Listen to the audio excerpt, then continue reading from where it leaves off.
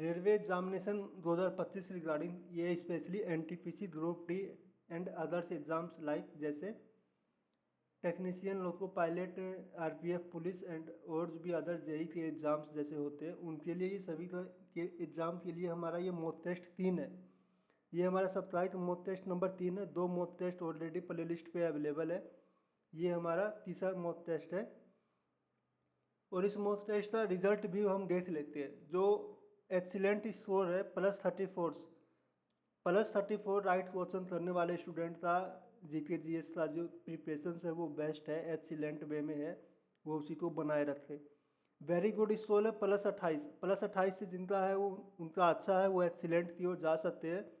उन्हें अपना जो रूटीन स्टडी प्लान है उसको और इम्प्रूव करने की ज़रूरत है। गुड स्कोर 24 है जिसको बहुत ज़्यादा एफर्ट लगाने की ज़रूरत है और बिलो 24 तो बहुत ही ज़्यादा ज़रूरत है अपनी एग्ज़ाम को इम्प्रूव करने के लिए, ठीक है, अपनी प्रिपरेशन को इम्प्रूव करने के लिए, रिजल्ट सक्सेस करने के लिए। ये हमारी स्लाइड है, ये फाइनल स्लाइड है जो हमारी रेडी स्लाइड है। Are you ready? Yes be ready. और इसके बाद हमारा मॉक टेस्ट स्टार्ट होता है। पहला क्वेश्चन, निम्न में से कौन सा ईसाई धर्म का पवित्र शोक दिवस है? शोक मतलब जो होता है वो सैड होता है, यानी सैडनेस के लिए जो मनाते हैं। तो इसका राइट आंसर होगा good Friday. Option A is the right answer. Good Friday इसलिए मनाया जाता है कि जो ईसाई जो हमारे जो क्रिसमस जो जो क्रिश्चियन जो कम्युनिटी है उनमें जो ईसा जो थे उनको सूली पे चढ़ाया गया था, सूली पे चढ़ाया था, ठीक है, जीसस को। गुड फ्राइडे, फ्राइडे का दिन था इसलिए उस दिन को गुड फ्राइडे के रूप में मनाते हैं। उनकी याद में ये दिन मनाया जाता है गुड फ्राइडे। क्रिश्चियंस में मोमबत्ती कैंडल वगैरह जलाया जाता है, ये फेस्टिवल ये डे मनाया जाता है।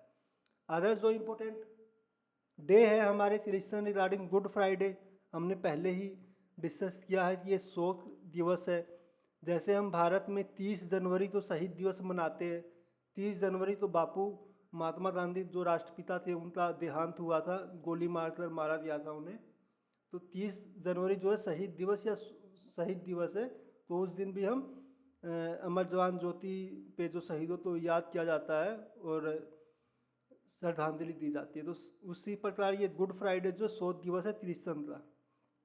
क्रिसमस जो है ये जन्मदिन हुआ था, जन्मदिन मनाते, बर्थडे मनाते जीसस का। क्रिसमस डे यानी 25 दिसंबर को जन्म हुआ था, 25 दिसंबर। ईस्टर, ईस्टर यानी EASTER, इसमें ईस्ट है।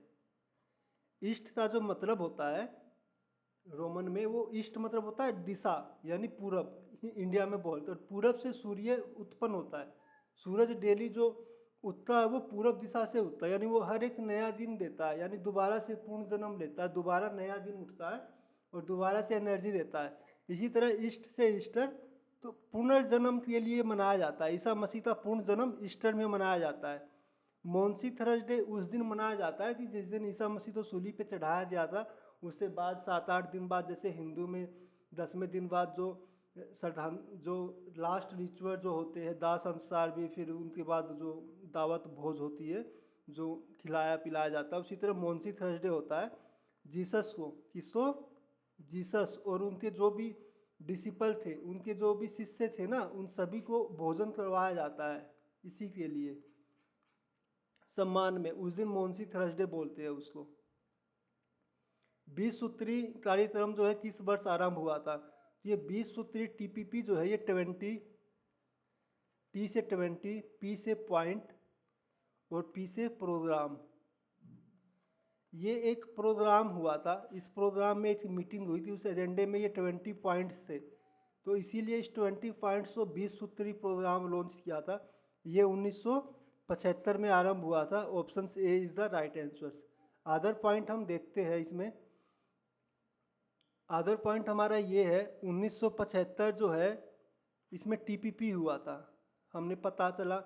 उसके बाद MNP भी हुआ था और NHAI भी हुआ था, ये ध्यान रखना है। MNP क्या है? न्यूनतम आवश्यक यानी नेसेसरी कार्यक्रम बोलते हैं ना, मिनिमम नेसेसरी प्रोग्राम, यानी जो चीज़ ज़रूरत है, ये स्पेशली गरीबों के लिए लॉन्च हुआ था। उन्हें भोजन, कपड़ा, मकान, रोटी कपड़ा मकान जो अनिवार्य चीज़ें जीने के लिए वो देने के लिए MNP लॉन्च हुआ था 1975 में। इसके साथ NHAI, national highway authority of India, तो जो भारतीय राजमार्ग प्रणाली है ना, हाईवे प्रणाली, उसको मजबूत करने के लिए, उसका विस्तार करने के लिए 1975 में ही लॉन्च हुआ था, उसी साल में। ये 1975 का पॉइंट था।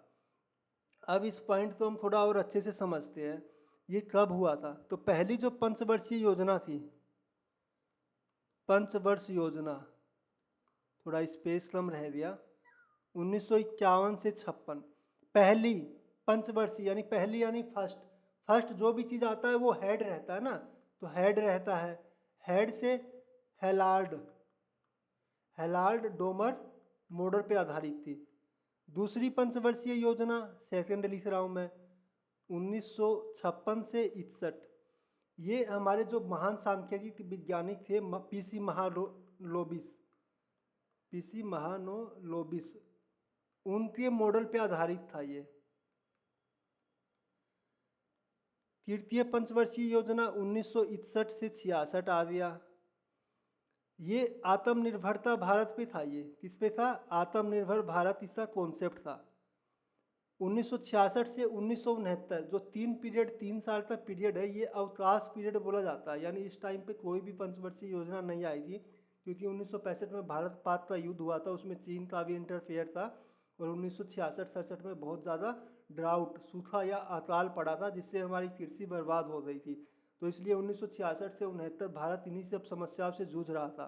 उसके बाद 1969 में इंदिरा गांधी के टाइम पे फिर 1969 से 1974 में चौथी पंचवर्षीय योजना आई थी। ठीक है, और ये जब सूखा या अकाल पड़ा था इसके बीच में, इसीलिए DPAP, drought prone area program, यानी जो सूखे क्षेत्र है उनका विकास करने के लिए ये योजना लाई गई थी। इसका ये इंपॉर्टेंट पॉइंट है। पांचवी योजना 1974 से 1989 में आई थी, पांचवी, यानी पी से पॉवर्टी, ये ध्यान रखना है। पॉवर्टी यानी गरीबी हटाओ नारा दिया था, गरीबी हटाओ, पी यानी पॉवर्टी, और पी से पांचवी योजना। और इसी पांचवी योजना 1975 में ये चीज़ लॉन्च हुआ था। तो ये 5 ईयर प्लान के, टॉप 5 प्लान के मिनिमम मैक्सिमम क्वेश्चन इन्हीं 5 शुरू की 5 परियोजनाओं से ही आते, ये ध्यान रखना। निम्न में से किस नेता ने 1940 में कांग्रेस की महिला विंग की स्थापना की थी? 1940 में कांग्रेस की जो महिला विंग की स्थापना हुई थी वो सुचित्रा कृपलानी ने किया था। ये 1940 में इन्होंने स्थापना की थी, और 1942 में भारत छोड़ो आंदोलन यानी क्विट इंडिया मूवमेंट स्टार्ट हुआ था, भारत छोड़ो। और इसी आंदोलन में ये स्पेशली, ये जो सुचित्रा कृपलानी जो महिला थी, इन्होंने महिला विंग की स्थापना इसी ओरिएंटेशन में किया था, और वे देश भर में प्रसिद्ध हुई थी इसी भारत छोड़ो आंदोलन के दौरान ही। और उससे पहले उन्होंने राज्य स्तर पर, राज्य लेवल पे अनेक सी कांग्रेस कमेटी की स्थापना की थी राज्यों में, और उनकी अध्यक्ष भी रही थी सुचित्रा कृपलानी। सबसे अहम बात, प्रथम महिला CM भारत की कौन सा राज्य है? UP राज्य है, सुचित्रा कृपलानी। ठीक है, 14 अगस्त 1947 देश आज़ाद होने से पहले जो संसद का उद्घाटन हुआ था, संसद के उद्घाटन समय में वंदे मातरम इन्होंने सबसे पहले गाया था। उद्घाटन समारोह में वंदे मातरम गाया था सुचित्रा कृपलानी ने ही, और प्रथम महिला CM है उत्तर प्रदेश की सुचित्रा कृपलानी। अन्य पॉइंट, अरुणा आसफ अली, ये इंडिपेंडेंस के बाद में ये राजनीति पॉलिटिशियन थे, इतना इम्पोर्टेंट नहीं है, ना ही लक्ष्मी नारायण। इम्पोर्टेंट है हमारी सरोजनी नायडू जी, इन्हें भारत की कोकिला भी कहा जाता है। ठीक है, जिन्हें पोइटली बोलते हैं, ये कविताएं ज़्यादा लिखती थी, इसलिए इन्हें नाइट एंगर भी बोलते हैं। ठीक है, भारत की कोकिला, पोइट्री और नाइट एंगर। और ये प्रथम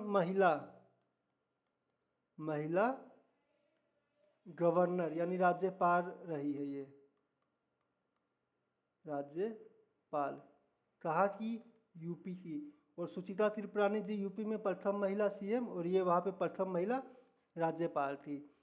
आईएनसी का जो अध्यक्ष हुआ था, आईएनसी अधिवेशन 1925 में कानपुर में, उनके भी ये अध्यक्ष थी।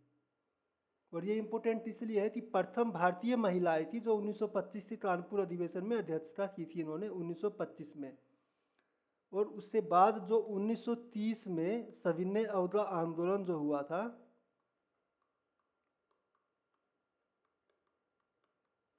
सविनय अवज्ञा आंदोलन, और उससे पहले दांडी मार्च हुआ था 22 मार्च से 6 अप्रैल तक चला था दांडी मार्च।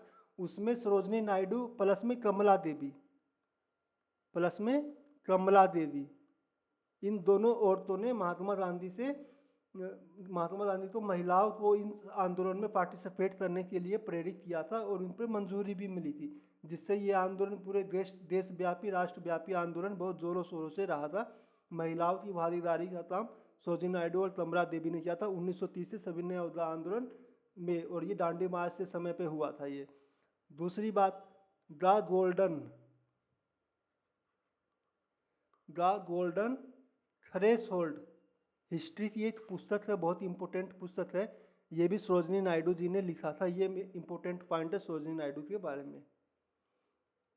कृषि का व्यवसायीकरण क्या है? कृषि का व्यवसायीकरण यानी बिजनेस, यानी कॉमर्शियलाइजेशन ऑफ एग्रीकल्चर क्या है? इसका राइट आंसर विपणन योद्ध अधिशेष, option A is the right answer होगा। ये एनसीईआरटी का एक चैप्टर है, एग्रीकल्चर हिस्ट्री ऑफ इंडिया, ये उसी का ये कॉन्सेप्ट है ये, और ये एसएससी और अदर एग्जाम में ये पूछा हुआ भी है।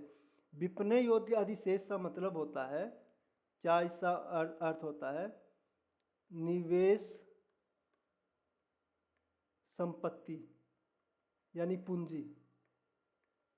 जितनी भी पूंजी हमने कृषि में उत्पादन में लगाया है, जैसे हमने लेबर कॉस्ट, बीज, खाद, उर्वरक, पानी, सिंचाई, जितना भी डाला है, निवेश संपत्ति, प्लस में निर्वाह के लिए संपत्ति, यानी निवेश हमने कर दिया, उसके बाद उत्पादन हुआ, प्रोडक्शन हुआ, प्लस में व्यावसायिक या फिर लाभ पूंजी। निवेश किया हमने, उसके बाद उत्पादन हुआ, उत्पादन होने के बाद हमने निर्वाह के लिए, हमने कृषि उपजाया 6 महीने के लिए चावल, 1 साल के लिए चावल, तो हमने जो अपना 1 साल 6 महीने जो भी अपने खाने पीने के लिए जो भी उत्पादन हुआ वो हमने रख लिया अपने घर में स्टॉक में। उसके अलावा जो हमें लाभ हुआ ना, जो हमें जो बचा सामान, उस सामान को बेचने पे, उस उत्पादन को बेचने पे जो हमें पूंजी लाभ हुआ, वो पूंजी लाभ ऐड करने पे, इन तीनों को ऐड करने पे हमें विपणन योद्ध अधिशेष प्राप्त होता है, जो स्पेशली इस लाभ को बताता है कि हमने निवेश किया, निर्वाह के लिए भी हमने रख लिया, उसके बाद हमें इतना चीज़ मार्केट में बेचना पड़ा, व्यावसायिक लाभ, इसी लाभ को विपणन योद्ध अधिशेष बोलते।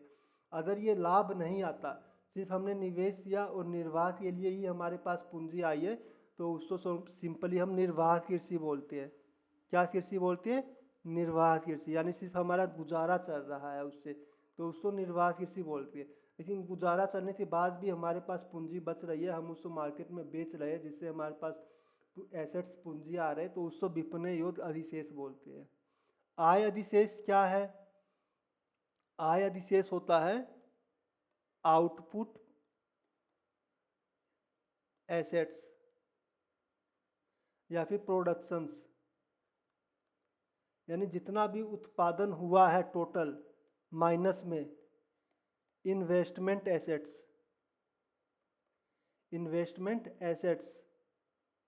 यानी जितनी भी हमारी पूंजी लगी है उसमें, ठीक है, टोटल जितना भी लाभ हुआ है, टोटल उत्पादन एसेट्स जो है, माइनस में जितना हमारा जो पूंजी लगा उसको घटाने से जो हमें लाभ होता है, उसे आय अधिशेष बोलते हैं। उत्पादक आय अधिशेष मतलब बेचने से, इसको सेल करने से जो मार्केट से जो पैसा आता है उसको आय बोलते हैं। उत्पाद में भी सेम है, जितना हमने आउटपुट हुआ है, आउटपुट प्रोडक्शंस, यहाँ पे उत्पाद है तो ये उत्पाद के लिए यूज होगा। आउटपुट प्रोडक्शन, मान लो हमने 50 किलो अनाज हमारा उत्पादन हुआ है और हमने टोटल 20 केजी अनाज का इसमें इन्वेस्टमेंट डाला है, मतलब 20 केजी अनाज का जितना पैसे का वैल्यू है या फिर जो भी वैल्यू है वो वैल्यू हमारा लगा है, इन्वेस्टमेंट वैल्यू, तो 30% 30 kg जो अनाज जो लाभ हुआ है वो उत्पादक अधिशेष यानी 30 kg जो हमें एक्स्ट्रा हुआ है। इन्वेस्टमेंट एसेट्स, एसेट्स तो यहाँ पे प्रोडक्शन लिखेंगे क्योंकि ये स्पेशली उत्पादन के लिए हुआ है, उत्पाद के लिए, तो ये उत्पाद अधिशेष। अधिशेष मतलब होता है लाभ। लाभ नॉर्मली होता है जितना हमने इन्वेस्टमेंट किया है उससे ज़्यादा जो पैसा जो भी आ रहा है वो हमारा लाभ है। सेम इसी प्रकार है, जितना हमें उत्पादन करने के लिए जितना हमने उसमें संपत्ति डाली है, पूंजी डाली है, लेबर कॉस्ट डाली है, उससे ज़्यादा जो भी हमारा उत्पादन हो जाए वो हमारा लाभ है। किंग जॉर्ज पंचम और क्वीन मेरी के स्वागत के लिए कौन सा स्मारक बनाया गया था? आइए इसके बारे में हम जानते हैं। किंग जॉर्ज पंचम और क्वीन मेरी, इसका जो 1901 ईस्वी में ये खोज है, ये 1901 ईस्वी में महारानी एलिजाबेथ, महारानी विक्टोरिया,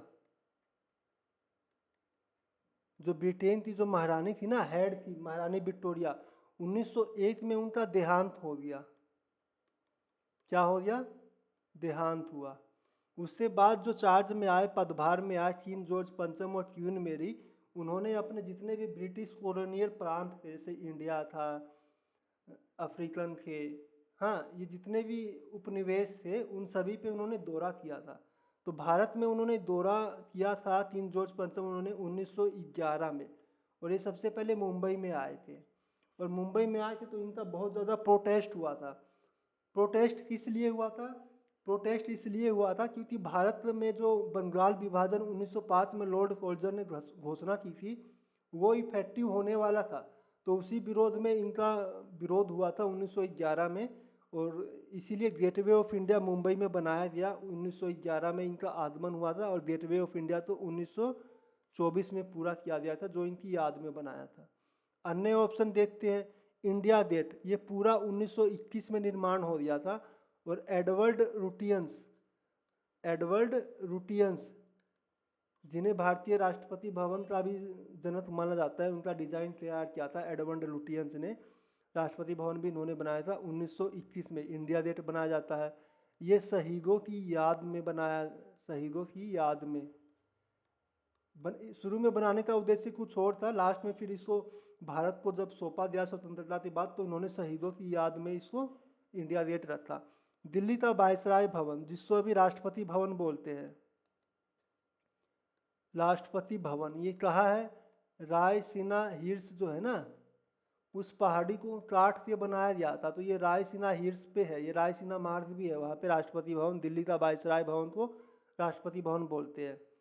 ये राष्ट्रपति, इसको भी एडवर्ड रूटियंस ने तैयार करवाया था, एडवर्ड रूटियंस ने, और बहुत ही बड़ी और बहुत ही मजबूत बिल्डिंग है ये। विक्टोरिया मेमोरियल, ये 1901 में विक्टोरिया का देहांत हुआ था। महारानी जो विक्टोरिया थी, विक्टोरिया का देहांत हुआ था 1901 में।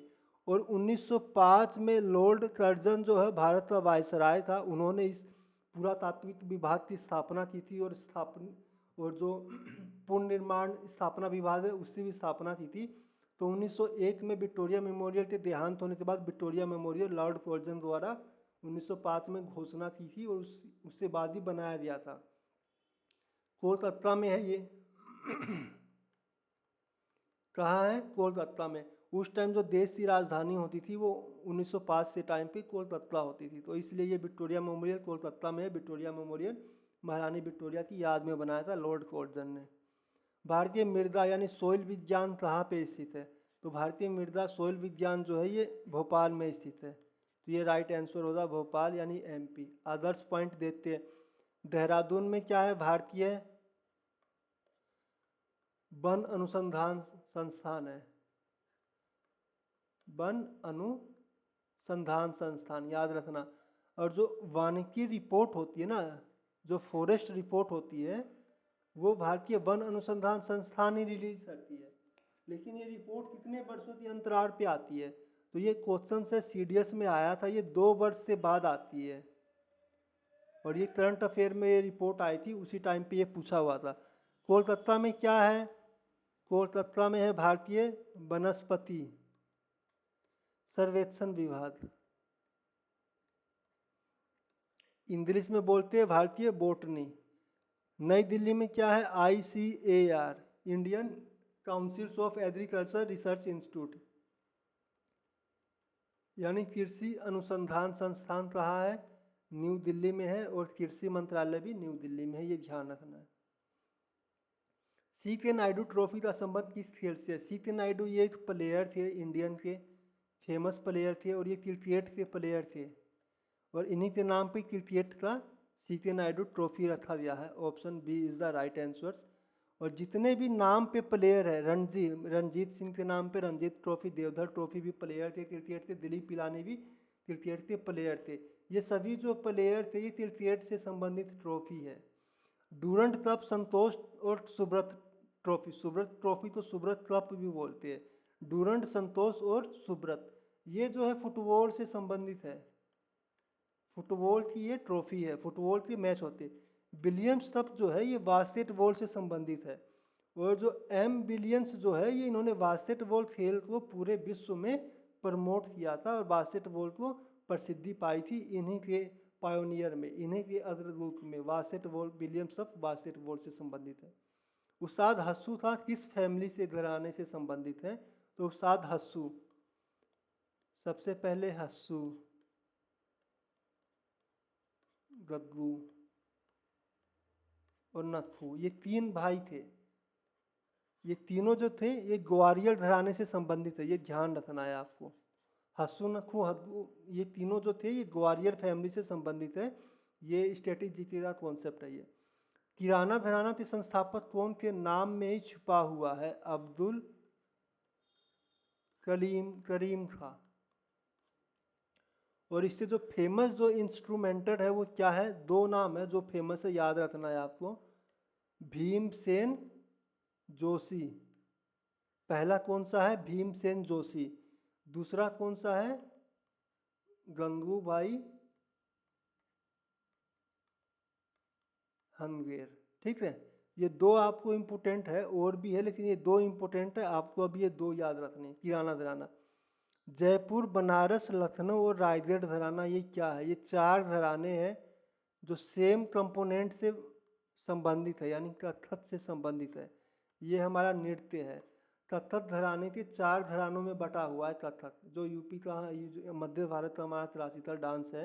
जयपुर घराना, बनारस घराना, लखनऊ और रायगढ़ घराना। अब क्वेश्चन ये आता है निम्न में से कौन सा कथक घराने से संबंधित नहीं है? ये चार तो है, चारों में से कोई भी एक ऑप्शन हटाती किसी दूसरा ऑप्शन तो डाल देगा, तो वो इस टाइप से भी क्वेश्चंस बने हुए हैं और एग्जाम में पूछे हुए हैं। तो आपको ध्यान रखना, जयपुर, बनारस, लखनऊ, रायगढ़, इन सबको याद करना, ये सभी कथक घराने से संबंधित है। और इन सब के जो प्रोमोटर्स हैं उनको ध्यान रखते हैं। जयपुर घराने के जो है वो भानु सिंह है। बनारस घराना जो है वो जानकी प्रसाद है, जानकी प्रसाद। लखनऊ घराना जो है ईश्वरी प्रसाद। ये इन फैमिली के घराने के हेड थे जिन्होंने स्थापना की चार घराने। और राजा चक्रधर सिंह जो है इन्होंने रायगढ़ घराने की स्थापना की थी। तो ये सभी पॉइंट इंपॉर्टेंट है। हाल में ही भारतीय सेना ने ज्वाइंट एक्सरसाइज किया है एक्यूवेलिन, इसका सक्सेसफुली एंडिंग हुई है, ये कौन से देश के साथ हुआ है? तो जो हाल में भारतीय सेना ने जो ये जो ज्वाइंट एक्सरसाइज किया हुआ है ये एक्यूवेरिन, वेलिन से मालदीव, बै याद रखना है। क्या है ये? एक्यूवेलिन। एक्यूवेलिन के बाद में ये है मालदीव। क्या है? मालदीव। ये है मालदीव। तो मालदीव से ये याद रखना, ज्वाइंट एक्सरसाइज जो है एक्यूवेलिन, मालदीव से संबंधित है ये एक्सरसाइज। अदर एक्सरसाइज हम देखते हैं। नोमैडिक, नोमैडिक का इंग्लिश में वर्ड है, ये हिंदी में अर्थ होता है जनजाति, ट्राइब्स, जो किसी विशिष्ट स्पेस की लोकेशन की रहती है। एलिफेंट यानी हाथी, यानी जनजाति भी है, हाथी भी, यानी ये वन से जंगली मतलब फॉरेस्ट से संबंधित है, जहाँ पे ज़्यादा आदिवासी और जंगल रहते हैं। तो सबसे पहले मंगोलिया, ये इम्पोर्टेंट है, मंगोलिया की आर्मी द्वारा किया जाता है। और सभी में आप इंडिया जोड़ लीजिएगा, ये इंडिया और मंगोलिया की ज्वाइंट एक्सरसाइज है। पिच ब्लैक, पिच जो संबंध है ये क्रिकेट से संबंधित है, क्रिकेट में पिच होती है ना, पिच पे ही गेम होता है। तो क्रिकेट की सबसे टॉप मोस्ट टीम कौन सी है? ऑस्ट्रेलिया है, जो बहुत बार वर्ल्ड चैंपियंस है और बहुत ही मजबूत टीम है। तो इसको हम ऑस्ट्रेलिया से जोड़ सकते हैं, तो इसलिए ऑस्ट्रेलिया प्लस में इंडिया। सत्ती अभ्यास और मैत्री और भ्रूण, ये ध्यान रखना है, ये दो वर्ड जो है ये डाउट वाले वर्ड है। वैसे तो ये तीनों अभ्यास फ्रांस से है, ये ध्यान रखना है आपको, लेकिन सत्ती अभ्यास और मैत्री, यहाँ पे देखो मित्र सत्ती है, मैत्री और ओनली सत्ती, ये दो अभ्यास जो है मैत्री और सत्ती अभ्यास फ्रांस से है, या ध्यान रखना है। और मित्र प्रसत्ती, मित्र सत्ती, मित्र कौन है? हमारा श्रीलंका पड़ोस में है ना, रावण जी का घर है, श्री राम जी ने विजय पाई थी। तो श्रीलंका प्लस में इंडिया, ये ध्यान रखना है। जीमेट्स, इसे नाम में ही छुपा हुआ है, जी से जापान, क्या? जापान। जीमेट्स। एम से क्या है? एम से मैरी टाइम बनता है, मैरी टाइम यानी समुद्री, समुद्री एक्सरसाइज है। तो क्वेश्चन ये भी आता है जीमेट्स कौन सी एक्सरसाइज है? जल एक्सरसाइज है, थल एक्सरसाइज है, या फिर वायु एक्सरसाइज है? तो ये नेवी की एक्सरसाइज है जीमेट्स, जैसे जापान, और एम से maritime, Indian navy participate करती है। वज्र प्रहार और युद्ध अभ्यास, ये यूनाइटेड स्टेट ऑफ अमेरिका की आर्मी करती है, यूनाइटेड स्टेट ऑफ अमेरिका की आर्मी वज्र प्रहार और युद्ध अभ्यास। किस भोजन को पचाने के लिए छोटी आंत की जरूरत पड़ती है? छोटी आंत में भी छोटी आंत का लंबी होना आवश्यक है। तो छोटी आंत जो लंबी होती है वो किससी होती है? तो हमने लूमिनेंट जानवर सुने होंगे, हमने एनसीईआरटी में कॉन्सेप्ट है, एनडीए सीडीएस में का ये फेवरेट क्वेश्चन से बहुत बार आया हुआ है, एनडीए सीडीएस सीएपीएफ में। रूमिनेंट जानवर जो होते हैं उनकी आंतें छोटी लंबी होती है, छोटी आंत लंबी होती है। ये सभी जानवर जो पेड़ पौधे खाते हैं, जो पेड़ पौधों पे आश्रित रहते हैं, हरे पत्ते, जैसे बकरी, भैंस, गाय, ये सब, उन सभी में ये छोटी आंत लंबी होती है। घास खाने वाले हैं ऑप्शन के अकॉर्डिंग, घास, पेड़ पौधे या हरे पत्ते। लूमिनेट, क्योंकि इसमें सेलुलोज रहता है, क्या रहता है? सेलुलोज रहता है, और सेलुलोज को पचाने के लिए हमें काफ़ी टाइम की आवश्यकता पड़ती है, और इसलिए छोटी आंत जो है बहुत लंबी रहती है, जिसमें लंबे समय तक ये सेलुलोज अंदर रहे और उसका डाइजेशन धीरे धीरे होता रहे। इसलिए मनुष्य जो है, मानव जो है, पेड़ पौधे या हरे पत्ते डायरेक्ट नहीं खा सकते, उन्हें डायरेक्ट बॉयल करना पड़ता है, उनको उनकी एफिशिएंसी जो है घटानी पड़ती है, इसलिए सेलुलोज जो होता है वो हरे पत्ते में होता है, और छोटी आंत पर लंबी होना जरूरी है। अब जो सेलुलोज है, सेलुलोज, छोटी आंत का लंबी होना, ठीक है, का लंबी होना, ये एक विशेषता बताता है। कौन बताता है? ये लूमिनेंट जानवर जो होते हैं, जो पेड़ पौधे वगैरह खाते हैं, लूमिनेंट जानवर वे होते हैं। अब ये लूमिनेंट जानवर जो होते हैं, इनके शरीर के अंदर एक जीवाणु होता है जिसको मिथेनेजोन बोलते हैं। ये मिथेनेजोन जो जीवाणु रहता है, जो इनकी छोटे मानव जानवर के जो शरीर में रहता है, तो इनका जो गोबर जो बाहर आता है, उनमें ये जीवाणु रहते हैं मिथेनोजोन, जो रिएक्शन करके, जो प्रतिक्रिया करके धीरे धीरे मीथेन गैस उत्पन्न करते हैं। सुना है ना आपने, मीथेन गैस का उत्पादन होता है, इसी जीवाणु के चलते होता है। मिथेनोजोन जीवाणु है, ये एक बहुत ही प्राचीन बैक्टीरिया है, बैक्टीरिया का एक समूह है। भूतल पर वह बिंदु जो भूकंप के उद्गम के निकटतम होता है क्या कहलाता है? ये ध्यान रखो आप, ये पृथ्वी है। ये सबसे इम्पोर्टेंट जो है ना, ये वर्ड्स है, ये वर्ड इम्पोर्टेंट है। भूतल यानी जमीन पे, यानी पृथ्वी, पृथ्वी की प्रॉपर्टी पे। कौन सी प्रॉपर्टी? ऊपरी प्रॉपर्टी पे। भूकंप यहाँ से ओरिजन होता है, तो यहाँ से जहाँ से ये उत्पन्न होता है ना, इसको अपकेंद्र बोलते हैं। ये ध्यान रखना कि भूकंप जो है शरीर जमीन के अंदर जिस बिंदु से उत्पन्न होता है उसको अपकेंद्र बोलते हैं। इंग्लिश में इसी को हाइपोसेंटर बोलते हैं, या फिर शॉर्ट में हम नॉर्मल इसको फोकस पॉइंट बोल देते हैं। यहाँ से निकटतम, निकटतम यानी सबसे निकटतम 90 डिग्री, 90 डिग्री डायरेक्ट सीधा कहीं पे भी ले सकते हो आप 90 डिग्री। तो ये जो पॉइंट है ना, ये जमीन पे डायरेक्ट सीधा जो क्लोज पॉइंट है, इस पॉइंट को जमीन पे, जमीन वाला जो पॉइंट है ना, इस पॉइंट को हम बोलते हैं अधिकेंद्र। क्या बोलते हैं? अधिकेंद्र, जिसको इंग्लिश में बोलते हैं ईपी सेंटर, सुना होगा आपने। तो हिंदी मीडियम वाले इंग्लिश और हिंदी दोनों वर्ड पे ध्यान दिए, क्योंकि कई बार ऑप्शन इंग्लिश वर्ड में आ जाता है। तो राइट आंसर होगा ईपी सेंटर। ध्यान दीजिए, ये भूकंप है, ये ओरिजिन हुआ है, फोकस पॉइंट है, जिसको हाइपो सेंटर भी बोलते हैं, और हिंदी में इसको अब केंद्र भी बोलते हैं। अब मतलब नीचे, और केंद्र यानी जमीन के नीचे वाला जो पॉइंट है उसको अब केंद्र बोलते हैं, हाइपो सेंटर जिसको फोकस भी बोलते हैं। यहाँ से सबसे क्लोजेस्ट पॉइंट जो है ऊपर 90 डिग्री पॉइंट आता है, ईपी सेंटर, जो जमीन का पॉइंट है, जिसको अधिकेंद्र बोलते हैं, ये समझिए। और ये वेव है, ये वेव चल रही है। कॉलम ए कॉलम बी को मिलाना है तो थैलोफाइटा, टेरिडोफाइटा, जिम्नोस्पर्म, एंजियोस्पर्म्स, यहाँ पे पेड़ पौधे दिए, यानी यहाँ पे पौधे दिए हैं, और ये पौधे के जदत है ये, यानी पादप जदत को इतने चीज़ों में बांटा गया है, और भी चीज़ें, बट ये ऑप्शन के अकॉर्डिंग है। थैलोफाइटा यानी थैलसनुमा संरचना होती है, जैसे शैवाल, जिसको मोड़ने पे, दबाने पे वो दब जाए, पूरा सिकुड़ जाए। थैलस बोलते, थैलस का जो मीनिंग होता है स्थूल होता है, जो पूरा दब जाए, ठीक है। थैलोफाइटा में शैवाल आते हैं, तो राइट आंसर सी है।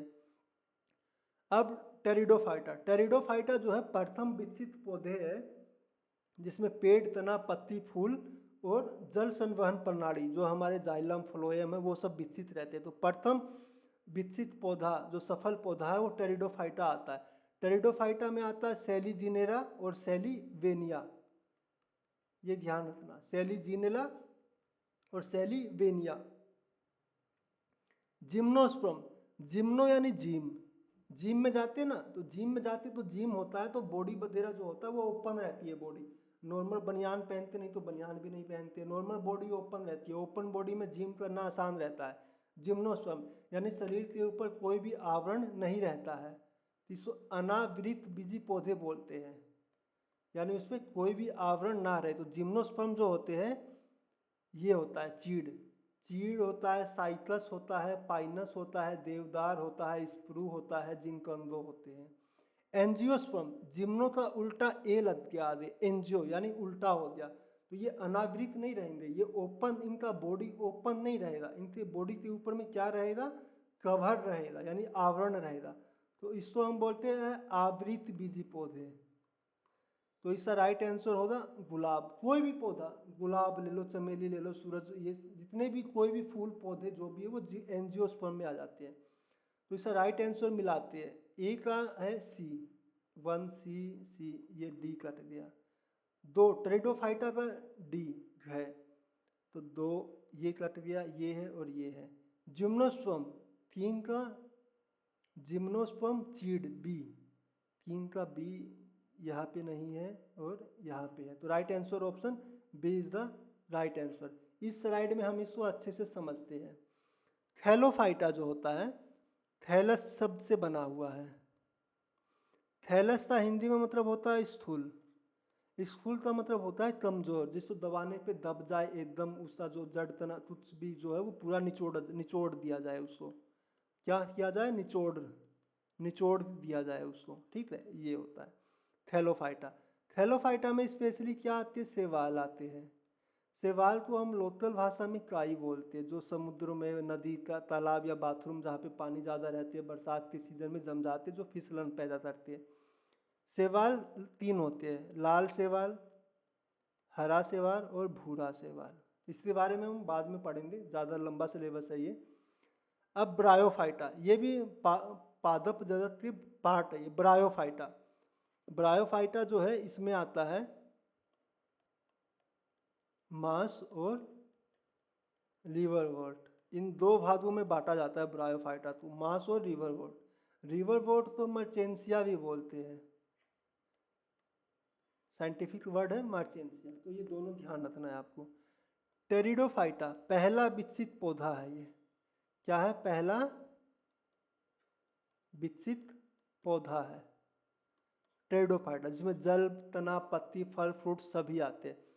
टेरिडोफाइटा में जो आते हैं इंपोर्टेंट, हॉर्स टेल है, फर्न है, इक्विसेटम है और टेरोस है। ये टेरिडोफाइटा सबसे पहले, मतलब सबसे पहला विकसित पौधे जो है टेरिडोफाइटा तुम माना जाता है।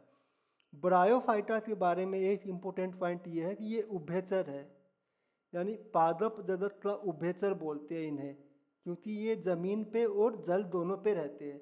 जमीन पे ये अपना लाइफ स्पेन बढ़ाते हैं, और जब रिप्रोडक्शन प्रजनन करना रहता है, उत्पादन करना रहता है प्रजनन, तो उसके लिए ये पानी में जाते हैं, तो इसलिए इन्हें उभयचर बोलते हैं।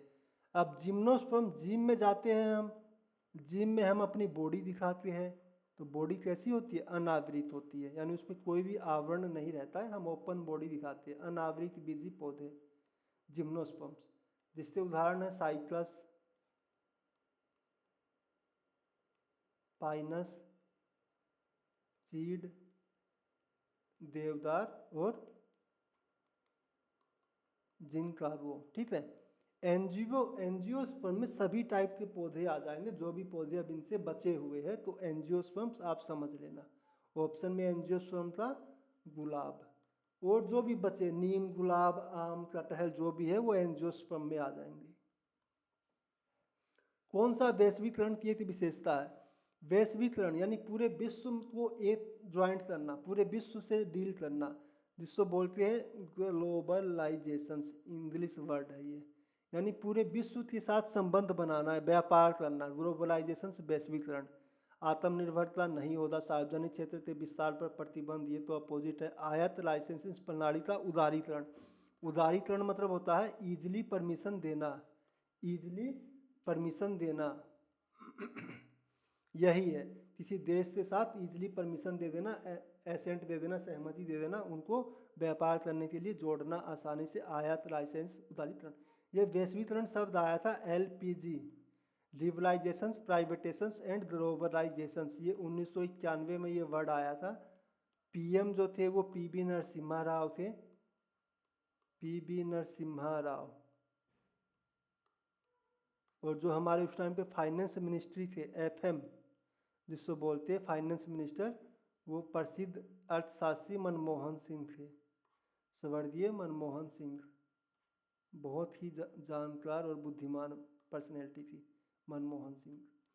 हम समझते हैं एलपीजी, जो हमने वर्ड अभी यूज किया है, ये 1991 में दिया हुआ है एलपीजी, जिसका अर्थ होता है लिबरलाइजेशंस, प्राइवेटेशंस एंड ग्लोबलाइजेशंस, यानी पूरे विश्व के साथ व्यापार करना। ये सार्वजनिक और मिश्रित अर्थव्यवस्था की भारत की एक पहल थी। उस टाइम पे पीएम थे नरसिम्हा राव, नरसिम्हा राव। फॉरेन मिनिस्टर थे जिन्होंने ये कॉन्सेप्ट लाया था, वो डॉक्टर मनमोहन सिंह थे। ये 1991 में ये चीज़ प्रजेंट हुई थी, ये सब कैबिनेट में। 1992 अगले साल, और 1992 से 1977 8वीं पंचवर्षीय योजना, आज 8वीं पंचवर्षीय योजना में इस चीज़ को मंजूरी दी गई थी। 8वीं पंचवर्षीय योजना 1992 से 1997, जो स्पेशली एलपीजी के लिए था, ये चीज़ याद रखना है इकोनॉमिक्स का। 1992 से 97 8वीं पंचवर्षीय योजना, पीवी नरसिम्हा राव, डॉक्टर मनमोहन सिंह, जो बहुत ही अर्थव्यवस्था में बहुत बड़ा स्टेप था ये। सार्वभौमिक बेशक मताधिकार के आधार पर चुनाव कराने वाला भारत का पहला राज्य कौन था?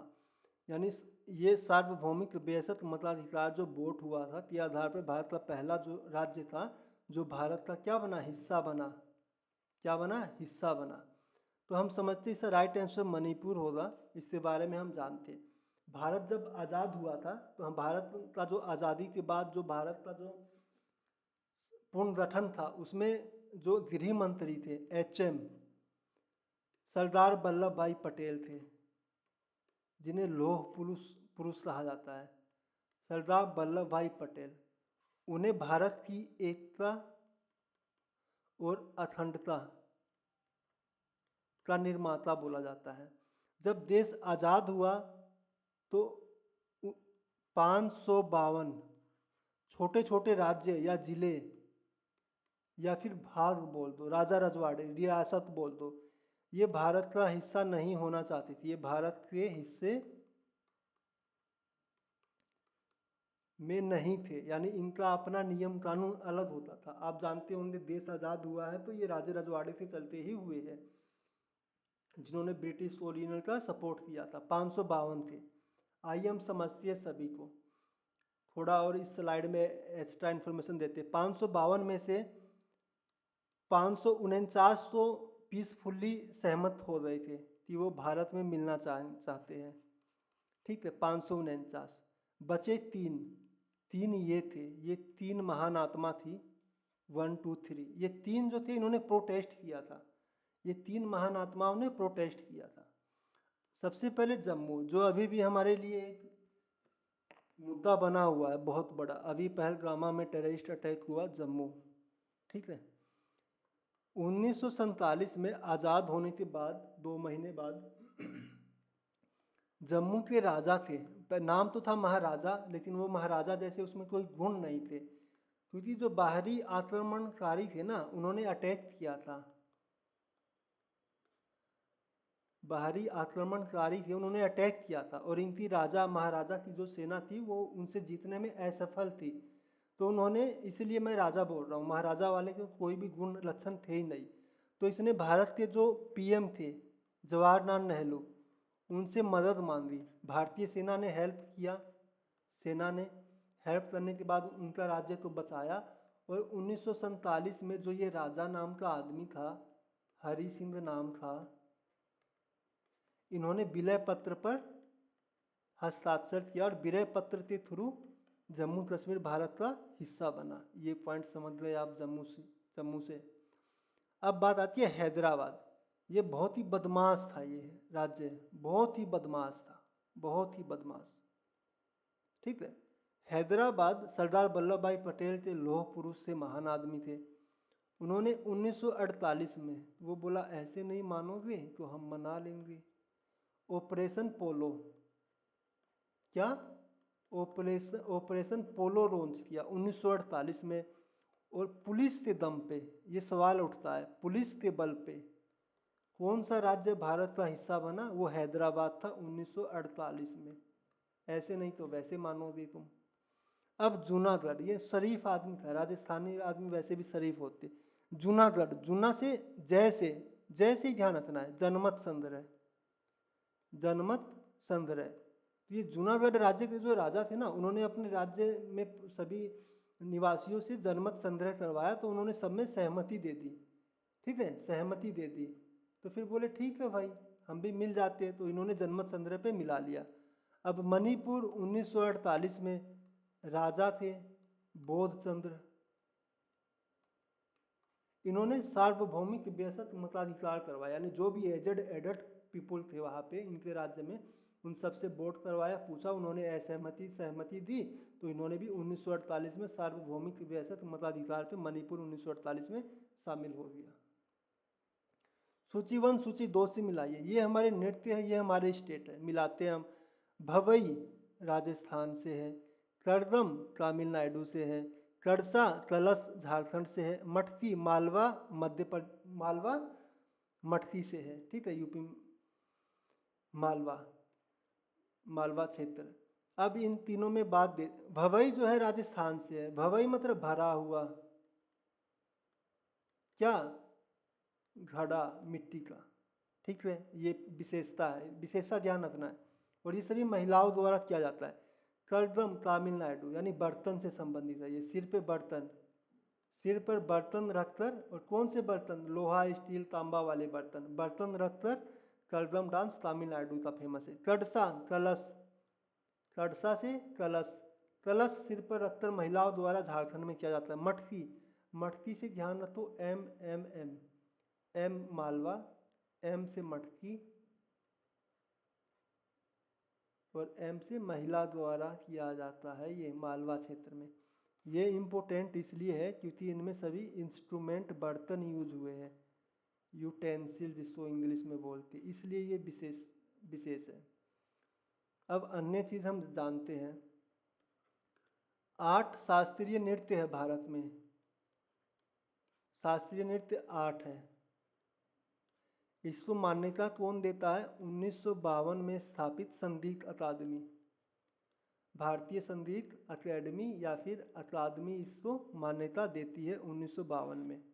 ये इसका मॉनिटरिंग ऑर्गेनाइजेशन है। 8 कौन कौन से हैं? सबसे पहले हम केरला से उठाते हैं, दक्षिण भारत से, क्योंकि केरला ही ऐसा स्टेट है जिससे 2 शास्त्रीय नृत्य है। सबसे पहला है कथकली जो वेशभूषा से संबंधित है, फिर मोहिनी अट्टम जो भगवान विष्णु से संबंधित है, जो अपना जादुई अवतार बदलते रहते हैं, मोहिनी अट्टम। दूसरा थोड़ा ऊपर उठते हैं तमिलनाडु। तमिलनाडु में है भारतनाट्यम, भारतनाट्यम।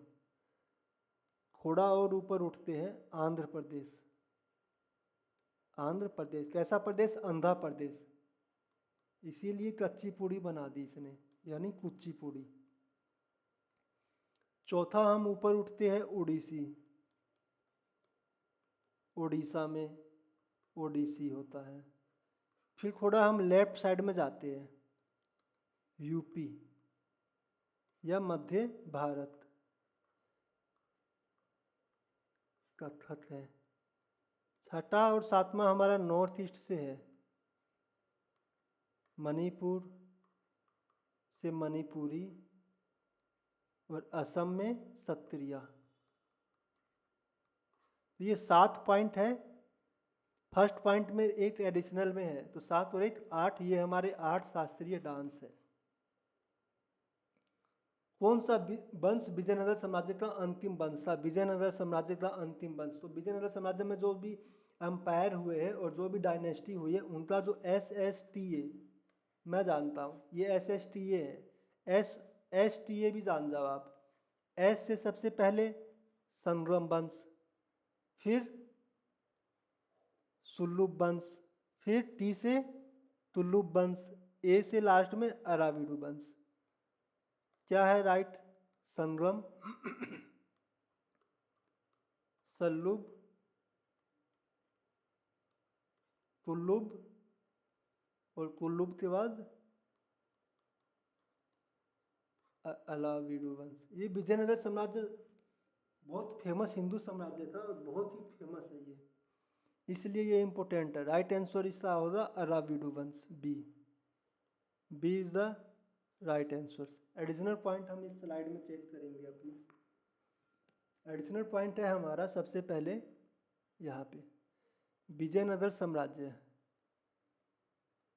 1336 में गठन हुआ, किसका? विजयनगर का। किसने किया? हरिहर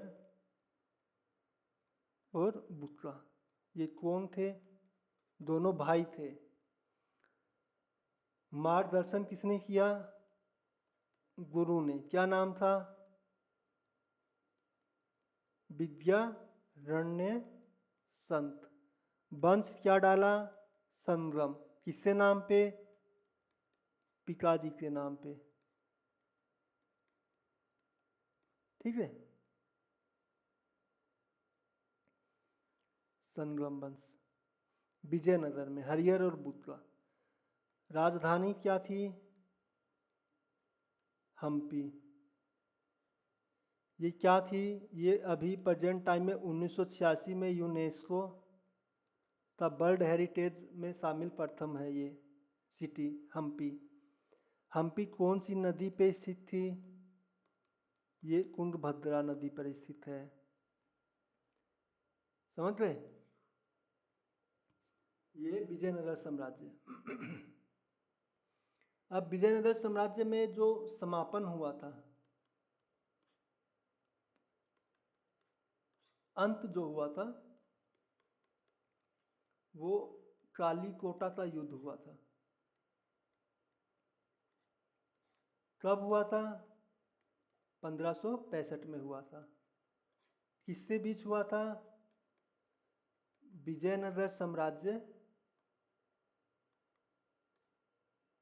वर्सेज दक्कन के सुल्तानों के बीच हुआ था, जिसमें विजयनगर साम्राज्य की हार हुई थी। अंतिम जो शासक था विजयनगर का, वो कौन था? रंग तृतीय था। ये युद्ध होने के बाद विजयनगर जो है 4 हिस्सों में बट गया था। सबसे पहला बीदर, क्या है बीदर, बरार, अहमद नगर और फिर गोलकुंडा, जिसको बीजापुर भी बोलते हैं। इन 4 प्रांत में ये विजयनगर बट गया था। कौन सा उपन्यास भारतीय संसद सदस्य फूलन देवी पर आधारित है? फूलन देवी पहले बैंडिट थी, डाकू थी, ठीक है। उसके बाद उन्होंने भारतीय राजनीति में स्टेप रखा, सांसद बनी, रिस्पेक्ट मिला। इनका जो उपन्यास है आउटला, इंडिया बैंडिट क्वीन, बैंडिट यानी डाकू, क्वीन यानी रानी। अब मैंने ये पॉइंट यहाँ पे डाला है रॉय मैथ्सोम, ये इंपॉर्टेंट पॉइंट है। बैंडिट क्वीन के नाम से इस पे मूवी भी बनी है, संसद सदस्य फूलन देवी, सबको ही जान जाएगा। लेकिन जो मेन बात है रॉय मैथ्सोम को मैंने यहाँ पे डाला है, ये इससे राइटर है, तो हमें ये राइटर को ध्यान में रखना है। बैंडिट क्वीन जो पुस्तक है इससे राइटर कौन है? रॉय मैथ्सोम। ये चीज़ हमें एडिशनल पॉइंट याद रखना है, रॉय मैथ्सोम। एडिशनल पॉइंट हम जानते हैं सबसे ज़्यादा APJ अब्दुल कलाम, जो हमारे बुद्ध से रिलेटेड है। APJ अब्दुल कलाम माननीय राष्ट्रपति। विंग्स ऑफ फायर, ये इनकी ऑटोबायोग्राफी है। क्या है? ऑटोबायोग्राफी, ऑटोबायोग्राफी ध्यान रखना है, ठीक है। फिर फेमस है RK नारायण, जिनकी 2 नोवेल है। एक तो द राइड, ये SSC का बहुत पुराना है, 20 साल पुराना क्वेश्चन है ये SSC का, 15 साल पुराना, द राइड, ठीक है, ये अभी का चल रहा है। दूसरा है द स्वामी एंड फ्रेंड्स, ये 2 उपन्यास इनके बहुत फेमस है। फ्रेंड्स, ठीक है, फ्रेंड्स RK नारायण। तीसरा हमें याद करना है स्लमडॉग मिलियनेयर, जो मूवी भी जो है ये उपन्यास है। इससे राइटर कौन है? विकास स्वरूप, जिस मूवी ने ऑस्कर मूवी भी जीता है, AR रहमान को अवार्ड भी मिला था। तो ये 3 पॉइंट ध्यान। विश्व स्वास्थ्य संगठन वर्ल्ड हेल्थ ऑर्गेनाइजेशन का संविधान कब लागू हुआ था, जिसे हम प्रत्येक वर्ष विश्व स्वास्थ्य दिवस मनाते हैं? तो 7 अप्रैल को हम विश्व स्वास्थ्य दिवस मनाते हैं, और 7 अप्रैल 1948 को स्थापना हुई थी। तो राइट आंसर होगा A option is the right answer, 7 अप्रैल 1948। अब इसके बारे में एडिशनल पॉइंट है, विश्व स्वास्थ्य संगठन का हेडक्वार्टर पूछते हैं, जनेवा में है, ये यूनाइटेड नेशन की एजेंसी है जनेवा। अब जनेवा जो है इससे बहुत बहुत ज़्यादा हेडक्वार्टर यूनाइटेड नेशन के जनेवा में है, जो स्विट्जरलैंड में पड़ता है देश है। आइए हम समझते हैं। कोई भी राम शाम मोहन नाम का एक लेबर था, क्या था? रेबर, यानी श्रमिक था, मजदूर था। वो बेचारा अपना घर चलाने के लिए, रोजी रोटी के लिए, वो श्रम करने के लिए, कहाँ श्रम करने के लिए वो कहीं बाहर चला गया। तो बाहर गया, तो बाहर जाने के बाद जो एक्टिविटी होती है उसको हम बोलते हैं प्रवासी, यानी इमाइग्रेशन बोलते हैं ना, प्रवासी दिवस, यानी अपने स्थान से दूसरे स्थान जाना, प्रवासी, रोजी रोटी के लिए प्रवासन। प्रवासन कहाँ पे होगा? प्रवासी कहाँ पे जाएगा? जहाँ पे बहुत सारी फैक्ट्रियाँ होगी, जहाँ पे उसको रोजगार मिलेगा, जहाँ पे उसको मजदूरी मिलेगी। तो वहाँ पे क्या होगा? शहर में व्यापार होता है, व्यापारी के पास गया। अब वो व्यापार के पास चला गया अपने गांव से दूर शहर में, वहाँ का मौसम जो था, मौसम खराब था, मौसम उसके अनुकूल था नहीं। तो वो मौसम के चलते वो बीमार पड़ गया बेचारा। क्या पड़ गया? बीमार पड़ा, तो उसको हेल्थ प्रॉब्लम आई, तो स्वास्थ्य प्रॉब्लम आया, स्वास्थ्य चेकअप। अब वो बीमार पड़ गया, ये चीज़ हो गई उसको। ये हुआ तो इसने अब इसके लिए घर में फ़ोन करने की सोचा, तो अंतर्राष्ट्रीय दूर संचार यानी टेलीकम्युनिकेशन यानी दूर संचार के माध्यम से उसने अपने घर पे फ़ोन मिलाया। तो इन सभी का जो मुख्यालय है वो जिनेवा में है, हेडक्वार्टर जिनेवा में है, स्विट्जरलैंड में। कहाँ पे? स्विट्जरलैंड में। श्रम, प्रवासन, व्यापार, अंतर्राष्ट्रीय श्रम, अंतर्राष्ट्रीय प्रवासन, अंतर्राष्ट्रीय व्यापार, मौसम स्वास्थ्य संगठन, इन सब की एजेंसी जिनेवा में है। सफ़ेदी वाली दीवार 3-4 दिन के बाद किस लिए शाइनिंग होती है, यानी चमकदार बनती है। 3-4 दिन ये टाइम दे दिया, ये क्यों दे दिया भाई 3-4 दिन? सफ़ेदी मैंने आज की तो अभी भी तो शाइनिंग आ सकती है, लेकिन नहीं, 3-4 दिन का टाइम दिया हुआ है। तो इसको हम समझते हैं, इसका राइट आंसर होगा कैल्शियम कार्बोनेट। ये एनसीईआरटी का पूरा, ये जितने भी एमसीक्यू है ना, ये एनसीईआरटी के बेस्ड है। और एनसीईआरटी का सबसे मेन विशेषता होती है कि उसमें कोज एंड इफेक्ट रहता है। कोई भी चीज़ होती है तो उसके पीछे का क्या रीज़न है वो चीज़ें रहती है, इसलिए एनसीईआरटी पढ़ने में अच्छी लगती है और बहुत से एग्जाम में एनसीईआरटी बेस्ड ही क्वेश्चन आते हैं। तो इसका राइट आंसर तो था कैल्शियम कार्बोनेट। तो आइए हम समझते हैं ये क्यों आया।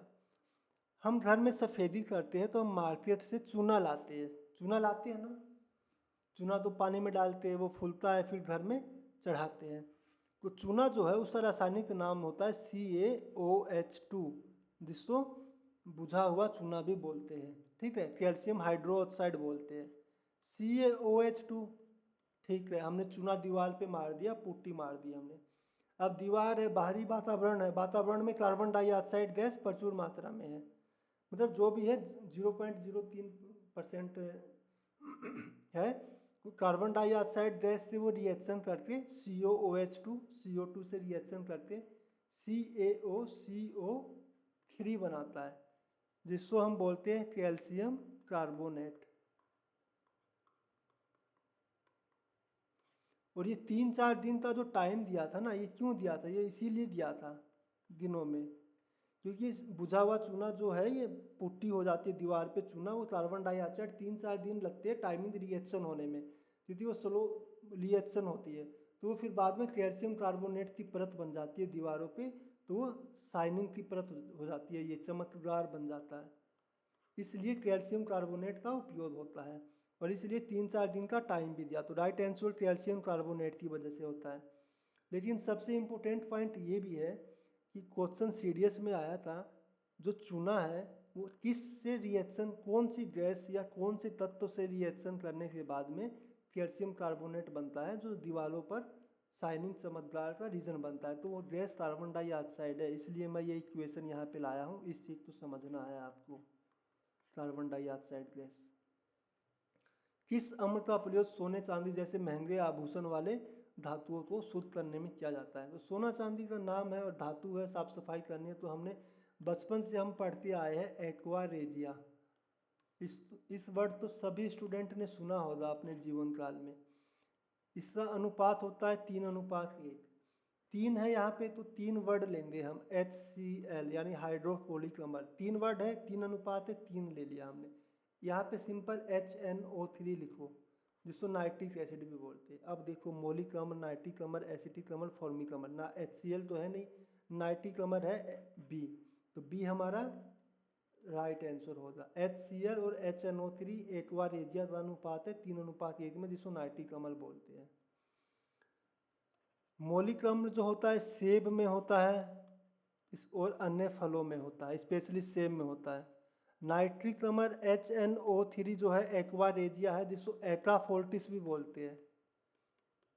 क्या बोलते हैं? एकाफोर्टिस। क्यों? क्योंकि इसका अनुपात 1:1 है, यहाँ पे अनुपात 1 है ना, इसलिए इसको एकाफोर्टिस भी बोलते हैं। बहुत इंपॉर्टेंट है ये, TCS 2024 में CGL के एग्जाम में पूछा हुआ था 23 में।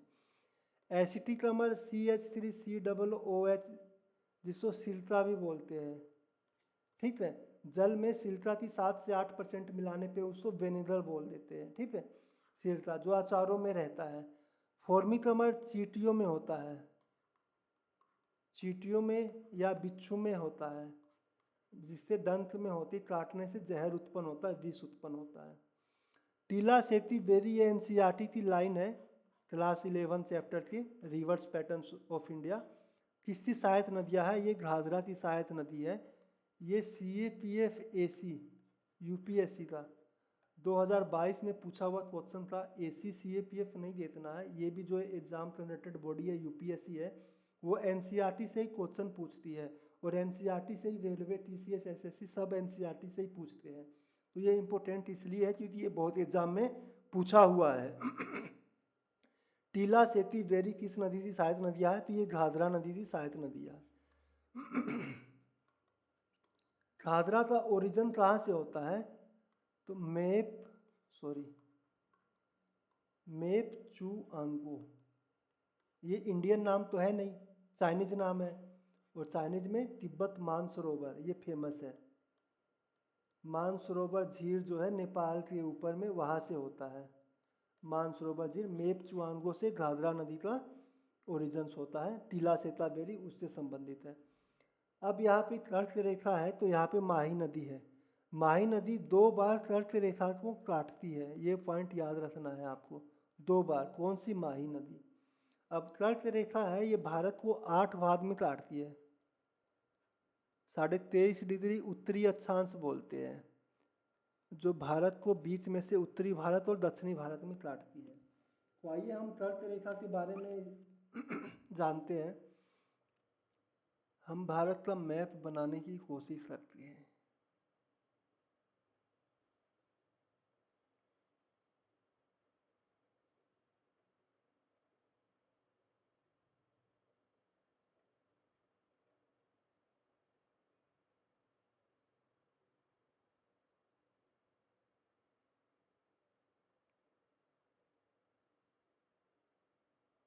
ये हमने रफ भारत का मैप बना लिया, ठीक है। ये हमने भारत का रफ मैप बना लिया। मध्य भारत यहाँ पे है, ये है उत्तरी भारत, ये है दक्षिणी भारत हमारा। कर्क रेखा 23.5 डिग्री यहाँ से पास होती है। कहाँ से पास होती है? यहाँ से पास होती है। थोड़ा ये यहाँ से नीचे चला जाएगा, छत्तीसगढ़ वाला रीजन भी आ जाएगा। ऐसे मोटा मोटा समझना है आपको। 23.5 डिग्री उत्तरी अक्षांश, जो भारत को 2 भाग में बांटती है। सबसे पहला स्टेट कौन सा है? गुजरात। दूसरा है राजस्थान। तीसरा है एमपी। चौथा है छत्तीसगढ़, नक्सली का गढ़ छत्तीसगढ़। पांचवा है झारखंड, उससे सटा हुआ। छठा है वेस्ट बंगाल, खिला होबे दीदी। सातवां है त्रिपुरा और 8वां है मिजोरम। ये 8 राज्य हैं जिनसे हमारी कर्क रेखा पास होती है, और यहीं पे माही नदी बहती है, ऐसे मुड़ जाती है वो, इसलिए वो 2 बार काटती है माही नदी कर्क रेखा को। कौन सा अम्ल जैतून के तेल से प्राप्त होता है और इसे खाना पकाने के लिए भी यूज किया जाता है? जहाँ पे जैतून वर्ड आ जाए और वहाँ से एसिड या तेल बनता है, वो ओलिक अम्ल है। ये जैतून से प्राप्त किया जाता है, ये समझना है। और ये ओलिक अम्ल कैसे प्राप्त किया जाता है? ये फैटी होता है, फैटी एसिडिक होता है। ये जानवरों से और अन्य पेड़ पौधों से प्राप्त होता है। ये फैटिक नेचर का होता है। ओलिक अम्ल जैतून से, जैतून वर्ड जहाँ पे भी आ जाए वहाँ पे ओलिक अम्ल का प्रयोग होगा। अब अन्य ऑप्शन, मौलिक अम्ल हमने डिस्कस किया, सेब में होता है और अन्य फलों में होता है। नाइट्रिक अम्ल HNO3, ये एक्वारेजिया में 1 अनुपात में रहता है, इसलिए इसे एका फोर्टिस बोलते हैं। एका फोर्टिस बोलते हैं। एसिटिक अम्ल जो होता है CH3COOH, जिसको सिरका भी बोलते हैं। जल में एसिटिक अम्ल की 7 से 8% मिला देने से वो सिरका विनेगर का रूप ले लेता है, जो अचार में यूज होता है खाद्य परिरक्षक के तौर पर, ठीक है। फॉर्मिक अम्ल जो होता है ये बिच्छू में होता है या फिर चींटियों में होता है, जो डंक मारने से विष उत्पन्न करते हैं, उन्हें फॉर्मिक अम्ल पाया जाता है। हिंदू कैलेंडर के अनुसार दीपावली जो है निम्न में से किस महीने में मनाया जाता है? तो दीपावली जिस दिन मनाया जाता है उस दिन को हम अमावस्या बोलते हैं। अमावस्या में जो रात होती है वो अंधेरी होती है। कैसी होती है? अंधेरी होती है। और ये दीपावली जो मनाते हैं, अंधेरी यानी काली है ना, काली से कार्तिक याद रखना है।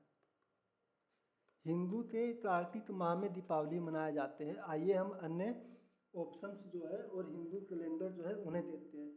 नॉर्मली जो इंग्लिश कैलेंडर होते हैं वो जनवरी फरवरी मार्च अप्रैल ऐसा होता है, लेकिन हिंदू कैलेंडर जो होते हैं ये 2 महीने को कवर करते हैं।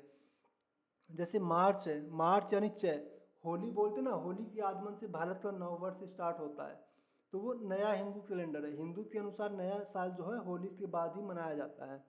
तो मार्च यानी चै से चैत्र बोलते हैं। ये चैत्र महीना जो है जैसे 15 मार्च, 16 मार्च, 14 मार्च से स्टार्ट होता है और ये अप्रैल में 18, 15, 16, 17 अप्रैल ऐसे 2 महीने के बीच के ड्यूरेशन को कवर करते हैं ये, इसलिए चैत्र। अप्रैल और मई के बाद आता है बैसाख। बैसाख महीने के बाद मई और जून का महीना जो होता है ज्येष्ठ बोलते हैं। ज्येष्ठ इसलिए ज्येष्ठ बोलते हैं, कॉन्सेप्ट थोड़ा छोटा सा मैं बताता हूँ हिंट्स। गर्मी बहुत ज़्यादा रहती है और जो औरतें, महिला या जो भी रहते हैं वो अपना दुपट्टे से मुंह ढक लेते हैं। तो मुंह तब ढकते जब जेठ घर परिवार में बड़े जो सामने रहते तो वो मुंह ढक लेते। ज्येष्ठ इससे भी जोड़ सकती हूँ, गर्मी में होता है। जेठ के बाद का जो महीना होता है वो आषाढ़ महीना होता है, जो अशुभ नहीं, शुभ ज़्यादा शुभ नहीं माना जाता है। आषाढ़ के बाद सावन महीना आता है जो अगस्त में होता है और सावन में ही रक्षाबंधन वगैरह मनाया जाता है, ये चीज़ ध्यान रखना है।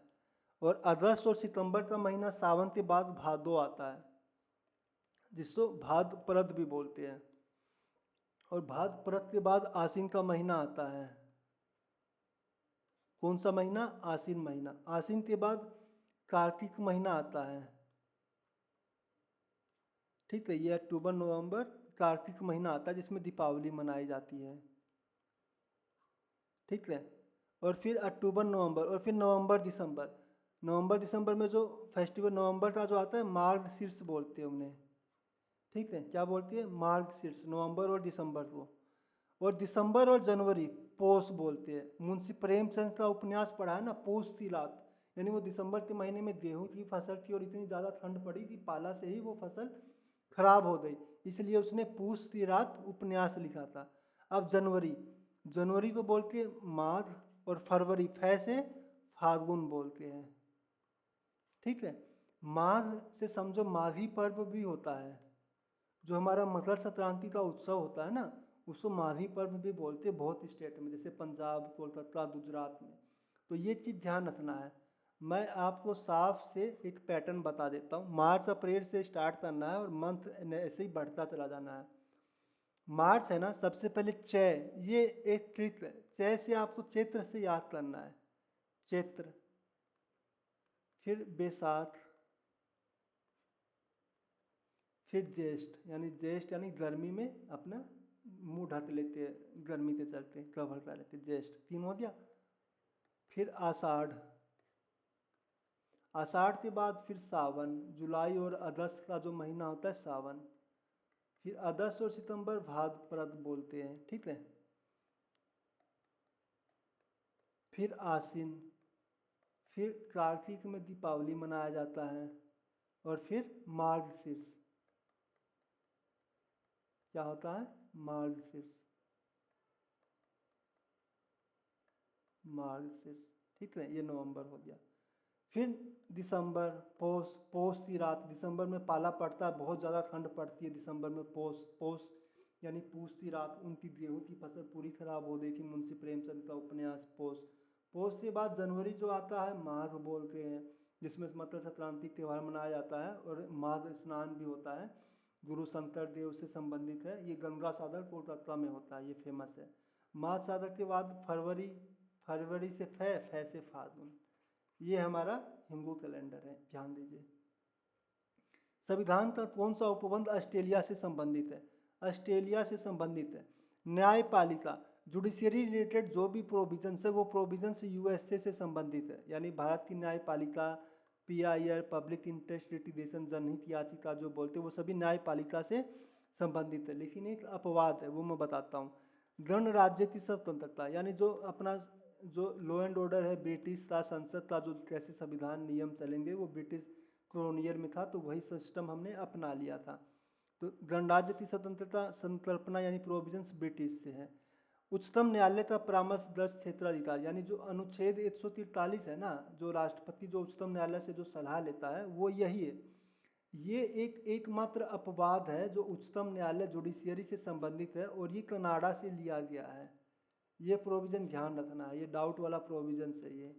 तो ये कनाडा से लिया गया है, ये स्पेशली यूपीएससी वगैरह कॉन्सेप्ट में मिला के दे देते हैं, क्योंकि नॉर्मली प्रोविज़न से न्यायपालिका जुडिशियर जो है वो अमेरिका जानती है, इसलिए इस अनुच्छेद 143 में जो सलाह मांगने की शक्ति है, क्षेत्र है, वो कनाडा से लिया गया है। समवर्ती सूची option D is the right answer. जो 7वीं अपनी सूची है उसमें संघ सूची, राज्य सूची और समवर्ती सूची है। ये हमने ऑस्ट्रेलिया से लिया है। ऑस्ट्रेलिया के बारे में हमने पिच ब्लैक एक सैन्य एक्सरसाइज है पीछे डिस्कस किया है, वो भी ऑस्ट्रेलिया से 7वीं अनुसूची। न्यायपालिका की स्वतंत्रता यूएसए, या फिर पीआईएल पब्लिक इंटरेस्ट लिटिगेशन यानी जनहित याचिका, ये भी अमेरिका से लिया हुआ है। गणराज्य की स्वतंत्रता ब्रिटिश से है, ब्रिटिश का राज्य चला था, वही प्रोविजन हमने जो संविधान का है ले लिया। उच्चतम का जो क्षेत्र अधिकार है अनुच्छेद 143, आर्टिकल 143, अनुच्छेद 143, ये कनाडा से लिया गया है स्पेशली। समवर्ती सूची ये ऑस्ट्रेलिया का है, ऑस्ट्रेलिया से एक और लिया हुआ है। व्यापार और समागम की स्वतंत्रता 13 भाग में है ये, और अनुच्छेद 301 से 307 अनुच्छेद में है व्यापार की स्वतंत्रता। अनुच्छेद 7 में समवर्ती सूची व्यापार और समागम की स्वतंत्रता भाग 13 है, 301 से 307 प्रोविजंस में अनुच्छेद है, ऑस्ट्रेलिया से लिया हुआ है।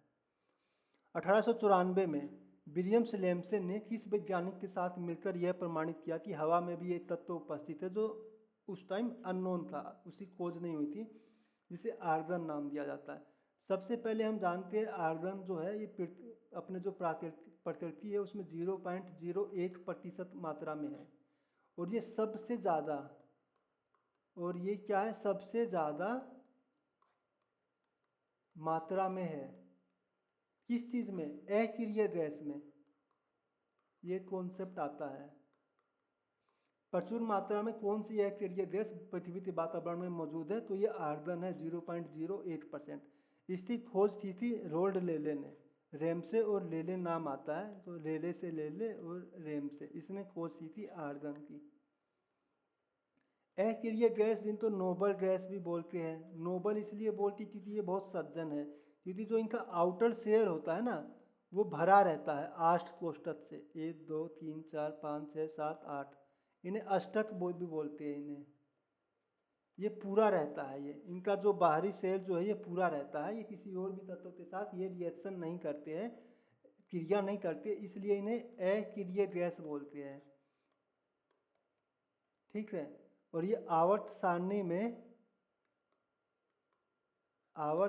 में 18वां ग्रुप जो सबसे अंतिम समूह है उसमें आते हैं ये। और अक्रिय गैस कौन कौन सी है, हीलियम, क्या है, helium, neon, argon, krypton, xenon, radon और ओसीजियम, ये 8 अक्रिय गैस है जो हमारी नोबल गैस कहलाती है। ये 18वें समूह में रहती है, इनका अष्टक पूरा कंप्लीट रहता है, ये सेटिस्फाइड रहते हैं, इन्हें किसी और दूसरे पर्सन से, किसी एलिमेंट से कोई मतलब नहीं रहता, इसलिए ये रिएक्शन नहीं करते, ये अक्रिय रहते, ये अपने आप में मस्त रहते हैं। समुद्रगुप्त की जो माता जी थी वो किस वंश से संबंधित है, तो ये लिच्छवी वंश से संबंधित है समुद्रगुप्त की माता जी। और लिच्छवी वंश तो इनके पिता कौन है, इनके पिता जो है वो चंद्रगुप्त प्रथम है, चंद्रगुप्त प्रथम है। इनके बारे में एक क्वेश्चन बहुत रिपीटेड है, उन्होंने कौन सी उपाधि ली थी, उन्होंने महाराजधिराज की उपाधि ली थी चंद्रगुप्त प्रथम ने। ठीक है, ये वंश था चंद्रगुप्त प्रथम। इनकी माता लिच्छवी कुल से थी और समुद्रगुप्त इनकी लिच्छवी थी और इनकी माता थी। ठीक है, और इनकी माता का नाम क्या था, ये जो माता थी ये कौन थी, ये कुमार देवी थी ये। ठीक है, ये समुद्रगुप्त, इनके ये 3 भाई बहन थे समुद्रगुप्त, पहला दूसरा तीसरा। सबसे पहला प्रभावती, ये बेटी थी, दूसरा था प्रभावती था, फिर दूसरा इनका बेटा था जिसकी हत्या हुई थी, तीसरा समुद्रगुप्त, दूसरा कौन था बेटा यार,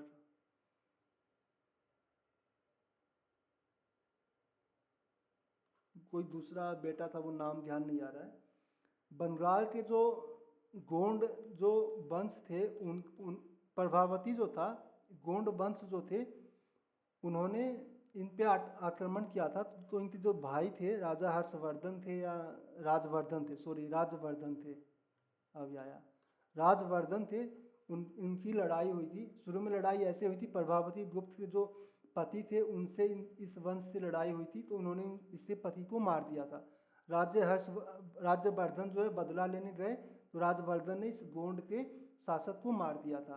तो मारने के बाद इससे जो दूसरे जो साथ के कुल के जो दोस्त थे, मैत्रेय जो थे, उन्होंने बदला लेने के लिए राजा हर्षवर्धन को मारा, और इनसे बदला लेने के लिए समुद्रगुप्त ने इस वंश को ही पूरा मिटा दिया और उससे दोस्त को भी मार दिया।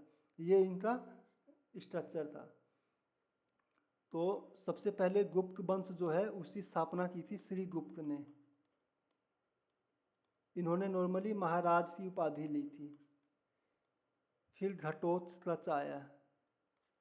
घटोत्कच वो नॉर्मल है, उन्होंने कोई उपाधि नहीं ली। फिर चंद्रगुप्त प्रथम आए, उन्होंने 319 ईस्वी में उपाधि ली, महाराज धीराज की उपाधि ली। चंद्रगुप्त प्रथम, इनकी शादी हुई थी कुमार देवी से, जो लिच्छवी गण से थे। उसके बाद कुमार देवी के बाद इनके 3 पुत्र हुए। बेटी सबसे बड़ी प्रभावती देवी, फिर बेटे राजवर्धन, फिर समुद्रगुप्त जो फेमस थे, जिन्हें भारत का नेपोलियन भी कहा जाता है। इन्हें कविराज भी कहा जाता था। ठीक है, इन्होंने समुद्रगुप्त ने दक्षिण और उत्तरी भारत पे पूरे राज्यों पर विजेता पाई थी। हाल ही में चर्चा में रहे राय, सेलू और अर्खिड का संबंध क्या है? तो ये राय, सेलू और अर्खिड का संबंध जो है उष्णकटिबंधीय चक्रवात से है। ये क्या है? ये है हवा का उठना, वर्षा होना और तूफान आना, यानी बिजली चमकना, तूफान आना,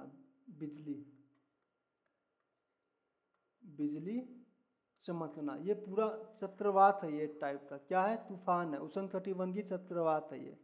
ये दक्षिणी प्रशांत महासागर में ये उत्पन्न हुआ था। ये जाति उन्मूलन के लिए काम करने के लिए 1840 में बॉम्बे में स्थापित पहला सामाजिक धार्मिक संगठन कौन सा था?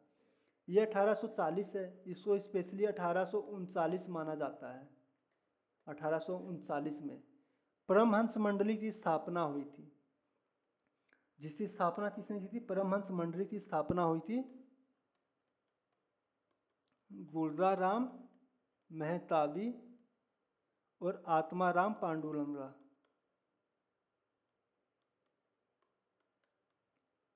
आत्माराम पांडुरंग ने 1839 या 1840 में, स्पेशली 1839 में हुई थी। 1840 में ये बहुत नेशनल लेवल पे फेमस हो गया था, इसलिए ये मेंशन हुआ है। लेकिन स्थापना हुई थी 1839 में। ठीक है, बॉम्बे में हुई थी। परमहंस मंडली बोलते थे। ये जो है गुलजाराम मेहता और आत्माराम पांडुरंग द्वारा हुई थी। परमहंस जो है ये नाम में ही है, परम मतलब खुशी और हंस मतलब हंसना, यानी संपन्न से रहना। इस मंडली में सभी धर्म के आदमी शामिल थे। मंडली नाम इसलिए पड़ा क्योंकि सभी धर्म के जो आदमी थे वो एक साथ समूह बनाते रहते थे, और ये 10 दिन, 8 दिन, 15 दिन जब भी टाइम मिलता था इन्हें, तो ये खाने पीने की दावत का बंदोबस्त करते थे, और उसमें सभी जाति के आदमी को बुलाया जाता था, स्पेशली नीच जाति वाले को। और ऊंचे जाति और नीच जाति एक साथ बैठकर खाना पीना खाते थे, उत्सव मनाते थे। इसलिए इस मंडली का नाम परमहंस मंडली पड़ा था। और ये जाति उन्मूलन की पहली जो संगठन था, ये पहला था। और ये इस जो विशिष्ट जो नीच जात और उच्च जात के आदमी का एक साथ बैठ के उत्सव मनाना, खाना पीना और प्रोग्राम सेट करना, इसीलिए ये फेमस हुआ था। इसलिए इसे इम्पोर्टेंट माना जाता है परमहंस मंडली। अन्य ऑप्शन पे हम नज़र डालते हैं। परमहंस मंडली 1839 में हुआ था। गुलजाराम मेहतोबी ये पारसी थे ये, और आत्माराम पांडुरंगा ये हिंदू थे। इन्होंने स्थापना की थी, आत्माराम पांडुरंगा 1839 में। कहाँ पे हुई थी? मुंबई, जो उस टाइम पे बम्बई के नाम से जाना जाता था। धर्म सभा, ये सभी ऑप्शन में मेंशन है, इसलिए हमने स्लाइड में। धर्म सभा जो था ये 1830 में बना था, और बनाया था इसे राधा कांत देव ने। क्यों बनाया था? 1828 में राजा राम मोहन राय ने जो धर्म सभा बनाई थी उसमें सभी जाति उन्मूलन के लिए जो प्रचार प्रसार था वो था, और जो रूढ़िवादी जो भारत के कल्चर थे उसको हटाने के लिए और एक धर्मनिरपेक्ष समाज बनाने के लिए था। तो जो वो पुराने जो रीति रिवाज थी, जो हिंदू की जो रीति रिवाज थी, रूढ़िवादी जो परंपराएं थी, उसको हटाना चाहते थे, उससे विरोध में थे। कौन? राजा राम मोहन राय। उन्होंने एक मोनोथिस्ट पुस्तक भी लिखी थी, एक देवता। तो इन सभी जो रूढ़िवादी विचारों को हटाने का जो काम हुआ था, वो आंदोलन हुआ था। उस आंदोलन के विरोध में अपनी जो रूढ़िवादी जो परंपराएं थी, उस परंपराएं को बचाने के लिए राधाकांत देव ने धर्म सभा की स्थापना की थी। कौन सी परंपरा? रूढ़िवादी। रूढ़िवादी परंपरा को संरक्षण के लिए, बचाने के लिए। ये क्वेश्चन इस टाइप में भी आता है, कौन सी सभा या कौन सा संगठन था जिसने राजा राम मोहन राय के धर्म समाज का विरोध किया था या उससे विपक्ष में बनाया था? 1830 में धर्म सभा, राधाकांत देव। सत्यशोधक समाज 1873 में, किसने? ज्योतिबा फूले। ये भी, इन्होंने भी जाति प्रथा के लिए बहुत बड़ा प्रोटेस्ट किया था, और इनका फेमस उपन्यास आता है गुलामगिरी। ज्योतिबा फूले और सावित्री फूले इनकी वाइफ थी, जिन्होंने महिला बालिका विद्यालय की स्थापना की थी और बालिकाओं को पढ़ाने में उनका अहम रोल था। सत्यशोधक समाज यानी ज्योतिबा फूले। आर्य समाज 1875 में, आर्य किसने? स्वामी दयानंद सरस्वती ने। 1875 में कहाँ पे? बम्बई में। आर्य, वेदों की ओर रोटो नारा आर्य समाज का था 1875 में। प्रसिद्ध धमेथ स्तूप निम्न में से किस राज्य से स्थित है? धमेथ ये जगह का नाम है। क्या है? ये जगह है। ये कहाँ है? सारनाथ में है। और सारनाथ कहाँ है? यूपी में है, उत्तर प्रदेश में। कहाँ पे है? सारनाथ में धमेथ स्तूप। ये क्यों दिया गया था? महात्मा बुद्ध ने, आपने सुना है, प्रथम उपदेश सारनाथ में दिया था। सारनाथ में कहाँ पे? धमेथ स्तूप उसकी याद में बनाया है, महात्मा बुद्ध ने दिया था, प्रथम उपदेश दिया था। उस प्रथम उपदेश की याद में, उसकी पहचान में ये धमेथ स्तूप बनाया था। ठीक है, इसलिए धमेथ स्तूप उत्तर प्रदेश में है। अन्य जानते हैं हम। भरहुत स्तूप ये जो है सतना में है। कहाँ पे? सतना जिले में है, एमपी में। और ये जो क्षेत्र है उस टाइम पे विदिशा नाम से जाना जाता था। और विदिशा किसकी राजधानी थी? बताइए, हिस्ट्री का है। ये पुष्यमित शुंग वंश से संबंधित था। पुष्यमित शुंग वंश से। पुष्यमित शुंग वंश की राजधानी विदिशा, एमपी में पड़ता ये राजधानी थी। और पुष्यमित शुंग के पुरोहित थे पतंजलि। और पतंजलि ने भरहुत स्तूप का निर्माण 2 बार, मतलब मरम्मत करवाई थी पुष्यमित शुंग के आदेश पर। केसरिया स्तूप सबसे बड़ा बौद्ध स्तूप है।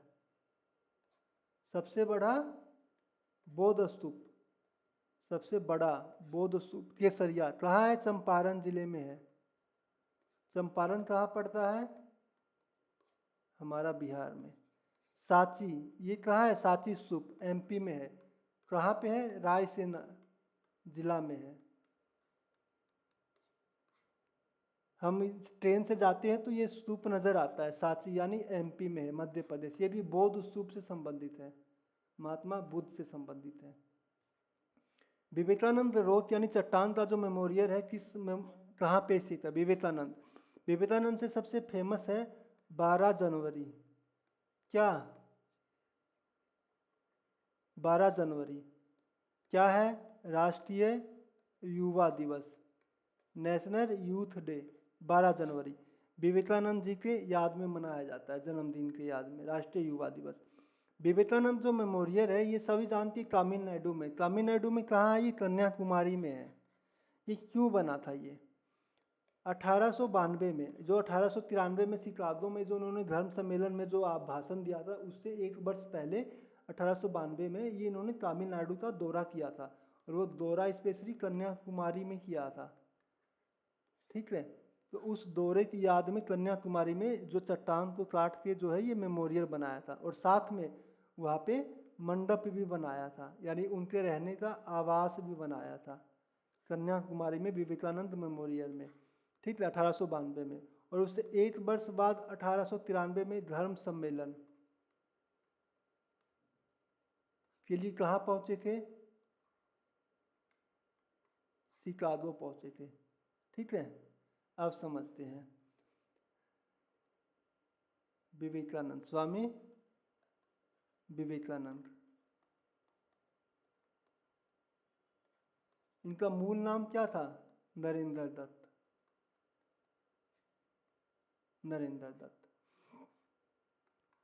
1893 में क्या किया इन्होंने? शिकागो में धर्म सम्मेलन में भाषण दिया, धर्म सम्मेलन में, ठीक है। स्वामी विवेकानंद रामकृष्ण परमहंस थे, ये क्या थे? शिष्य थे।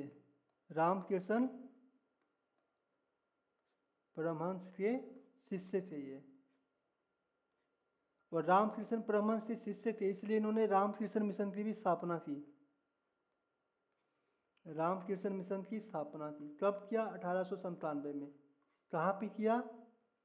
कोलकाता में किया। काली देवी माता का मंदिर जो है इनका फेवरेट था। इस मिशन का जो मेन जो सिद्धांत था वो क्या था? वो मोक्ष था। कैसा मोक्ष? काम के द्वारा, ठीक है, अच्छे कर्म करके मोक्ष पाना, ये इनका मिशन का उद्देश्य था। यानी इन्होंने कर्म प्रधान बताया, काम को ही भगवान बताया इन्होंने। वीरभूमि समाधि स्थल किस व्यक्ति से संबंधित है? तो वीरभूमि समाधि स्थल जो है ये राजीव गांधी से संबंधित है। किससे संबंधित है? राजीव गांधी से। एडिशनल पॉइंट हम जानते हैं। शांतिवन, शांतिवन जो है first prime minister of India Jawaharlal Nehru का समाधि स्थल है। जवाहर लाल नेहरू, दिल्ली में है, यमुना नदी के तट पर। विजय घाट, विजय घाट किसका है? लाल बहादुर शास्त्री, भारत के द्वितीय पीएम, ठीक है। सदैव अटल नाम से ही संबंधित है अटल बिहारी वाजपेयी। क्या है? अटल बिहारी वाजपेयी। इन पे एक और विशेष पॉइंट है, पॉइंट ये है 26 दिसंबर, पता चला क्या बोलना चाह रहा हूं मैं? गुड गवर्नेंस डे मनाया जाता है, यानी सुशासन दिवस, सुशासन दिवस 26 दिसंबर इनके जन्मदिन के अवसर पर good governance day Atal ji पे। शतकीय स्तर श्रीमती इंदिरा गांधी।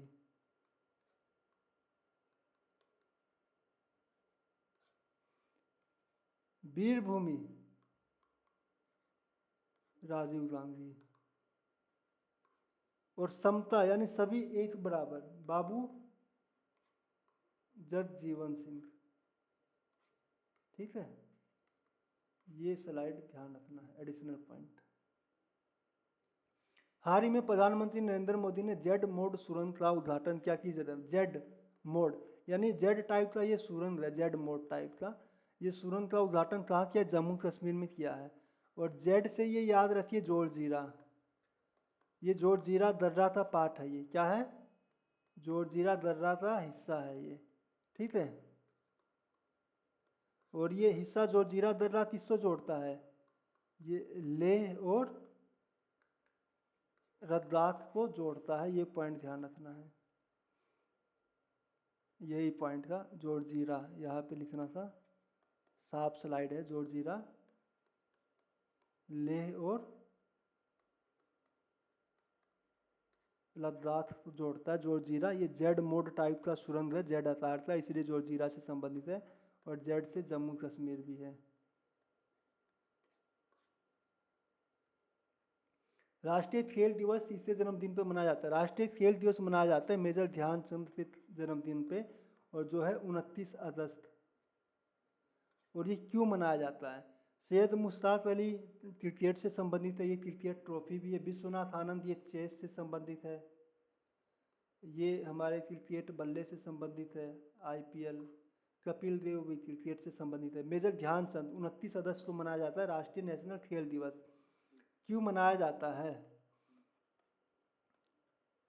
29 अगस्त राष्ट्रीय खेल डे मनाया जाता है? पहली point, major Dhyanchand, major Dhyanchand stadium भी है दिल्ली में।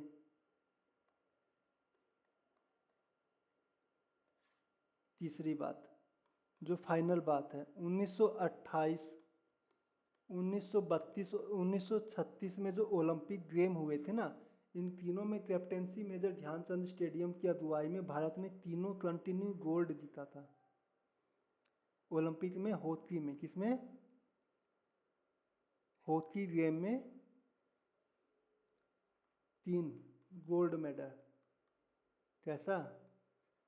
गोल्ड मेडल जीता था। इसलिए इनके जन्म दिवस के अवसर पर 29 अगस्त राष्ट्रीय खेल दिवस मनाया जाता है। जुलाई 1968 में भारत की जो प्रेजेंट प्रधानमंत्री इंदिरा गांधी ने कृषि में हरित क्रांति, एग्रीकल्चर में ग्रीन रेवोल्यूशन, हरित क्रांति में प्रभाविता को आधिकारिक रूप से दर्ज किया। और कौन सा डाक टिकट जारी किया, किस फसल के लिए किया था? इसका कहने का मतलब ये है 1968 में जो हमारा ग्रीन रेवोल्यूशन चल रहा था, तो इसका इम्पोर्टेंट पॉइंट है ये गेहूँ, इसका राइट आंसर है। गेहूँ क्या है, इसका राइट आंसर है। इसके बारे में हम और विस्तार से समझते हैं।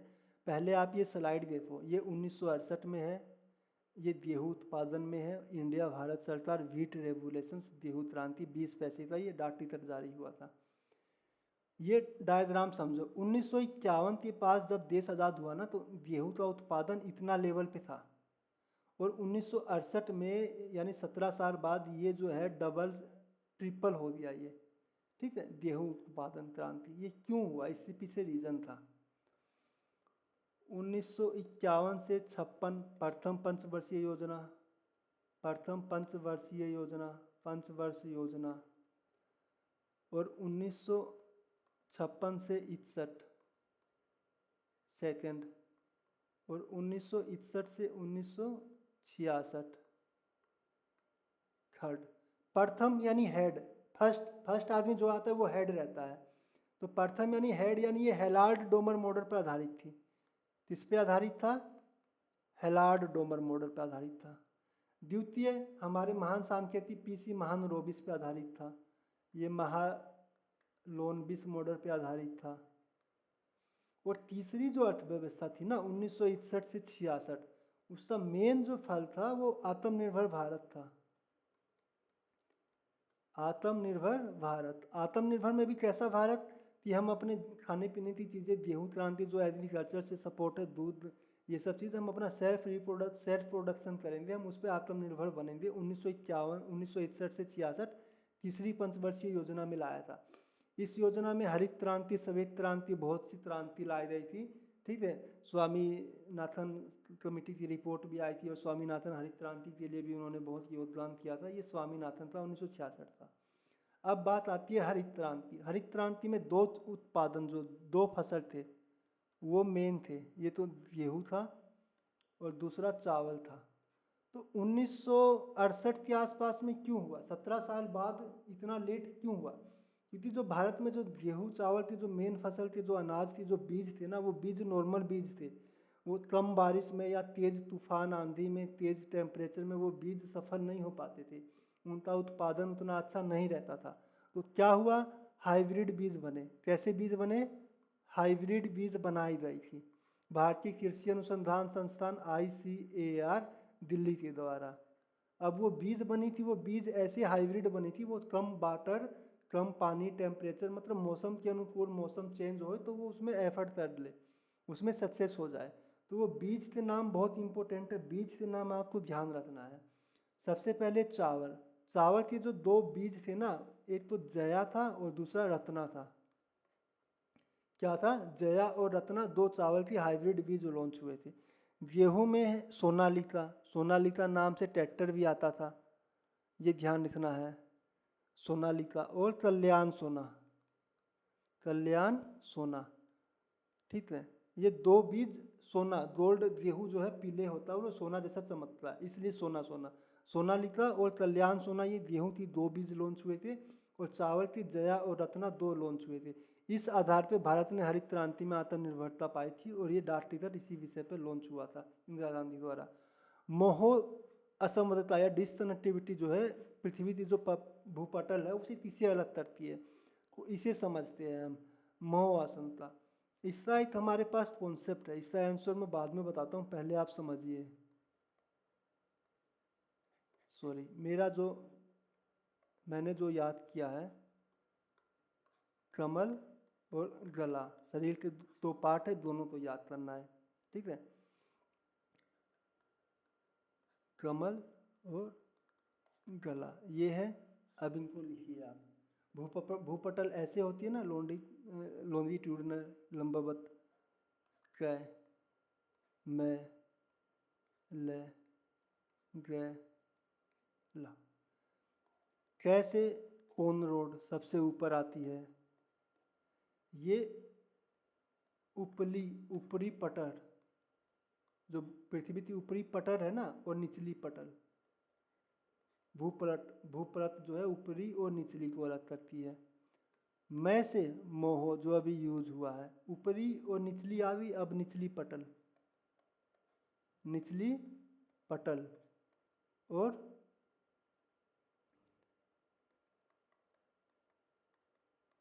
गुरुवर्ता मंडल, ठीक है। अब ये गुरुवर्ता मंडल आ गया ना।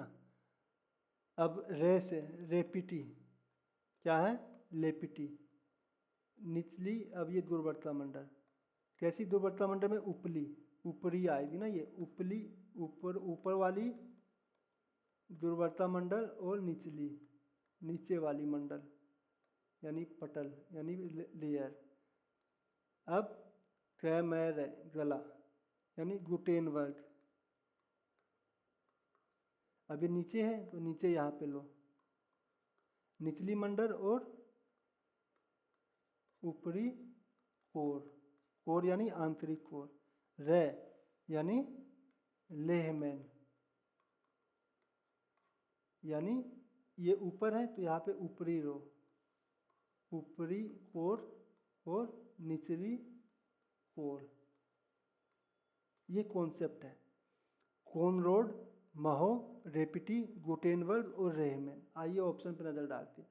सरमंडल, दुर्वर्ता मंडल, वायुमंडल, जलमंडल, प्रॉपर्टी और आंतरिक कोर, आंतरिक नहीं होता, पृथ्वी की प्रॉपर्टी और मेंटल को ही दुर्वर्ता मंडल बोलते हैं, ठीक है। मेंटल को ही गुरुवर्ता मंडल बोलते हैं। ये ऊपरी लेयर अबोव और बिलो, निचली लेयर में विभाजित होती है। तो option D is the right answer. ये समझ में आया, ये पॉइंट समझ में आया। अब ये पॉइंट समझिए, ये एनसीईआरटी का डायग्राम है, डिसकनेक्टिविटी असंता। अब समझिए, ये कौन रोड है, कैसे हमने बताया था ना, कै मैं रे ग ला, कैसे कौन रोड बिटवीन अपर और लोअर क्रस्ट, यानी पृथ्वी की जो अपरी और भूपटल निचली पटल है उन्हें अलग करता है। मैं से महो डिस्कनेक्ट करता है between lower and upper, lower crust और अपर मेंटल को ही दुर्वर्ता मंडल बोलते हैं। रे से रेपिटी मतलब ये अपर क्रस्ट आया तो अपर क्रस्ट यहाँ पे आ जाएगा और लोअर मेंटल आ जाएगा। फिर गुटेनवर्ड लोअर और आउटर लेयर, फिर लेहमैन इनर और आउटर लेयर को अलग करता है लेहमैन। ये एनसीईआरटी का डायग्राम है। तो इस तरह आप ये चीज़ समझ सकते हो। ये एनसीईआरटी का बहुत इंपॉर्टेंट कॉन्सेप्ट और बहुत से एग्जाम में आता है और स्टूडेंट तो बहुत से डाउट होती है। तो आप इस कॉन्सेप्ट को, कमल और गला ये शरीर के दो भाग है, इन्हें याद रखिए। निम्न में से किसे 1920 में केसर हिंद का अपना पदक वापिस लौटा दिया था? 1920 में क्यों लौटा दिया था? ये महात्मा गांधी थे, राष्ट्रपिता। महात्मा गांधी जो थे 1909 में भारत आए थे। कब आए थे? 1909 में, सॉरी 9 जनवरी में आए थे और ये 1915 में भारत आए थे। और इसलिए 9 जनवरी को प्रवासी भारतीय दिवस मनाया जाता है, प्रवासी भारतीय दिवस मनाया जाता है। और प्रवासी का हेडक्वार्टर कहाँ है? जनेवा में है, क्योंकि महात्मा गांधी विदेश यानी दक्षिण अफ्रीका से भारत आए थे। 9 जनवरी 2015 में भारत आए थे। तो महात्मा गांधी ने जब दक्षिण अफ्रीका में जो 1890 से के टाइम पे जो बोर युद्ध हुआ था ना, कौन सा युद्ध? बोर युद्ध, वहाँ पे गृह युद्ध चल रहे थे ना, उस युद्ध में इन्होंने अपने जो सोशल सर्विस थी और जो मेडिकल सर्विस के लिए जो उन्होंने हेल्प किया था, उस हेल्प के रूप में 1915 के आसपास में इन्हें कैसर हिंद की उपाधि से सम्मानित किया गया जब वो भारत आए थे। तो अफ्रीका में भी ब्रिटिश का ही राज था, इंडिया में भी ब्रिटिश का था, तो इसलिए इन्हें महात्मा गांधी को केसर हिंद के नाम से जाना जाता है। और 1920 में उन्होंने लौटा दिया था। 1920 में क्यों लौटाया था? क्योंकि 13 अप्रैल 1919 बैसाखी वाले दिन जलियांवाला कांड हुआ था, जलियांवाला हत्याकांड हुआ था। इससे विरोध में उन्होंने ये सर्जेंट की उपाधि 1 साल बाद 1920 में केसर हिंद की उपाधि वापिस रिटर्न दे दिया था। उसके अलावा गांधी जी को सर्जेंट की भी उपाधि दी गई थी। किसकी उपाधि? सर्जेंट की उपाधि। क्यों दी गई थी? प्रथम विश्व युद्ध हुआ था 1914 से 1918, तो उस विश्व युद्ध में इन्होंने भारतीयों को ऐड किया था, उसमें भाग लेने के लिए प्रेरित किया था, इसलिए ब्रिटिश ने उन्हें सर्जेंट की उपाधि भी दी हुई थी। अब बात आती है रविंद्रनाथ टैगोर और एस सुब्रमण्यम, इन्होंने भी उपाधि जो थी वो वापिस कर दी थी। तो यहाँ पे हम लिखते हैं रविंद्रनाथ टैगोर, रविंद्रनाथ टैगोर, और यहाँ पे लिखते हैं एस सुब्रमण्यम। रविंद्रनाथ टैगोर ने नाइटहुड की उपाधि वापिस की थी, नाइटहुड की उपाधि वो भी वापिस की थी, उपाधि वापस किया 1920 में। किस लिए? जलियांवाला हत्याकांड के विरोध में।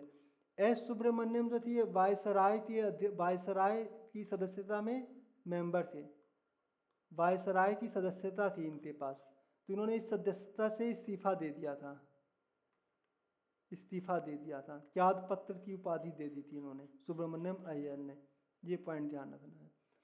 शाह शुजा के द्वारा सुल्तान बुलंद इकबाल की उपाधि दी गई थी।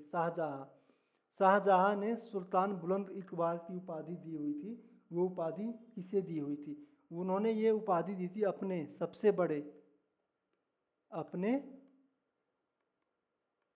बड़े और प्रिय पुत्र था, और प्रिय पुत्र को दिया था। अब ये कौन था? प्रिय पुत्र को दिया था। अब ये कौन था, समझ में आया?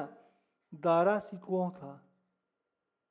ये शाहजहां के 4 पुत्र थे, 4 पुत्र थे शाहजहां के, जिसमें औरंगजेब दारा सिकोह भी था। तो इन्होंने अपने सुल्तान बुलंद इकबाल की उपाधि दारा सिकोह को दी थी, शाहजहां ने दी थी, अपने सबसे बड़े और प्रिय पुत्र को दिया था, औरंगजेब को। अब इनके बीच में युद्ध हुए थे। युद्ध क्यों हुआ था? ये 1658 की बात है, 1658 ईस्वी की बात है।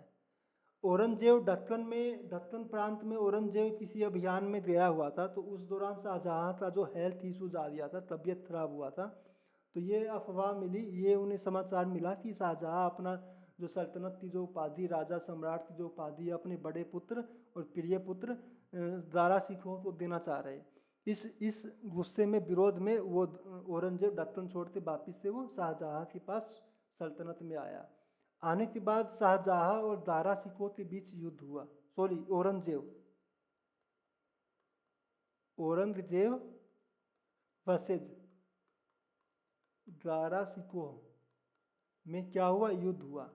कितने युद्ध हुए? 3 युद्ध हुए, सबसे पहला, दूसरा और तीसरा। सबसे पहला जो युद्ध हुआ वो धर्मठ का युद्ध हुआ। कौन सा युद्ध हुआ? धर्मठ युद्ध। कब हुआ? 1658 में। हारा कौन? दारा सिकोह हारा। सभी में दारा सिकोह ही हारा है। 3 युद्ध हुए थे, तीनों में वही हारा है। हारा कौन? दारा सिकोह। दूसरा जो युद्ध हुआ था सामूगढ़ में हुआ था, जगह का नाम है इसलिए युद्ध का नाम भी वही पड़ा है। यहाँ पे भी 1658 में हुआ था। सेम हारा, दारा सिकोह तीनों में हारा। अंतिम जो युद्ध हुआ था वो देवराई में हुआ था। ये फेमस है, इस पे क्वेश्चंस आते हैं, क्वेश्चन तीनों पे आते हैं। 1659 में हारा कौन? दारा सिकोह, यहाँ पे भी हारा। ये धर्मठ, सामूगढ़, देवराई, ये युद्ध आते, ये युद्ध किसके बीच में लड़ा? औरंगजेब और दारा सिकोह के बीच में लड़ा। तो जब धर्मठ का युद्ध हुआ था, उसका जो तबीयत खराब थी शाहजहां की, और इसने दारा सिकोह को हराया था, तो उसी टाइम औरंगजेब ने अपना पहला राज्याभिषेक किया था। पहला राज्याभिषेक किया था, ठीक है। उसने भाई समझ के छोड़ दिया था, मारा नहीं था। फिर वो दोबारा लड़ने के लिए आया 1658 में, उसने फिर हराया। और तीसरा देवराय के युद्ध में उसकी मृत्यु ही, जान से मार दिया था। और इसके बाद उसने फाइनल अपना पूर्णतः दूसरा राज्याभिषेक करवाया था 1659 में। तो ये क्वेश्चन आता है मुगल के किस वंश से शासक ने अपना राज्याभिषेक 2 बार करवाया, तो ये औरंगजेब था 1658 में और 1659 में। और 1666 में शाहजहां की मृत्यु हो गई थी आगरा में, क्योंकि औरंगजेब ने वहां पे उसको कैद कर दिया था। दो बिंदुओं के बीच विभवांतर ज्ञात करने का सही सूत्र है। दो बिंदु विभवांतर यानी भी क्या होता है, वोल्टेज होता है। तो भी का कॉन्सेप्ट है या भी की डेफिनेशन से W अपॉन में Q, यानी एक चार्ज ले जाने में जितना कार्य हुआ है उसको विभवांतर बोलते हैं। तो V बराबर W अपॉन में Q, D is the right answer. ये NTPC से फेमस क्वेश्चन है इस टाइप के, वो हमेशा पूछता है। करंट बोलते हैं I बराबर क्या बोलते हैं, Q अपॉन में T, यानी एक चार्ज ले जाने में जितना समय लगता है उसको I बराबर QT बोलते हैं। H यानी हीट का नियम दिया था जूल ने। H बराबर क्या बताया था जूल ने, I स्क्वायर, यानी करंट जो होता है उससे वर्ग के अनुपाती में होता है I स्क्वायर RT। और रेजिस्टेंस और टेम्पर ये टाइम जो है डायरेक्टली प्रोपोर्शनल होती है। H बराबर I स्क्वायर RT, ये जूल का हीट का नियम है, जूल ने दिया था। वोल्टेज V बराबर W अपॉन में Q, एक चार्ज ले जाने में जो कार्य हुआ है उसको विभवांतर बोलते हैं। कूलम बला V बराबर W अपन में Q, और V बराबर एक और होता है R इंटू में I। तो ये जो R I है ये दोनों एक दूसरे के बीच में संबंध बताते हैं, ये भी ध्यान रखना है। V बराबर RI और V बराबर W अपन में Q भी आता है, ये चार्ज के फॉर्म में आता है। और V का मान अगर करंट के फॉर्म में पूछे तो ये फॉर्मूला यूज होता है RI। कूलम्ब नियम क्या है, कूलम्ब ने नियम दिया था, क्या नियम दिया था, यहाँ पे कांस्टेंट है Q1 और Q2, कोई भी दो चार्ज है वो डिस्टेंस से डायरेक्टली इनडायरेक्टली प्रोपोर्शनल होता है, ठीक है। चार्ज Q1 Q2 अपॉन में R स्क्वायर, यानी वो डिस्टेंस से अनप्रोपोर्शनल होता है। ये क्या है, यहाँ पे कांस्टेंट टर्म है यहाँ पे, यानी परमेबिलिटी बोलते हैं इंग्लिश में, कूलम्ब बला ये है। वर्ष 2025 में आयोजित होने वाले योग दिवस की थीम क्या है, तो योग दिवस कब मनाया जाता है, ये 21 जून को मनाया जाता है। और पहला योग दिवस कब मना है, पहला योग दिवस, पहला दिवस जो भारत की अगुवाई में अंतर्राष्ट्रीय योग दिवस बोलते हैं वो 21 जून 2015 को मना है। और 2025 में जो आयोजित होने वाला योग दिवस है उसकी थीम पब्लिश हो रही है, योग for one earth and one health, योग फॉर वन हेल्थ और वन हेल्थ। आइए जानते हैं पहला योग दिवस। दोबारा हम रिवीजन कर रहे हैं कि आपको मॉक टेस्ट से ही चीज़ें याद हो जाएगी। पहला योग दिवस 21 जून 2015 में हुआ था, ठीक है। स्पोर्ट्स मिनिस्ट्री इसको लॉन्च करती है, पहला योग दिवस।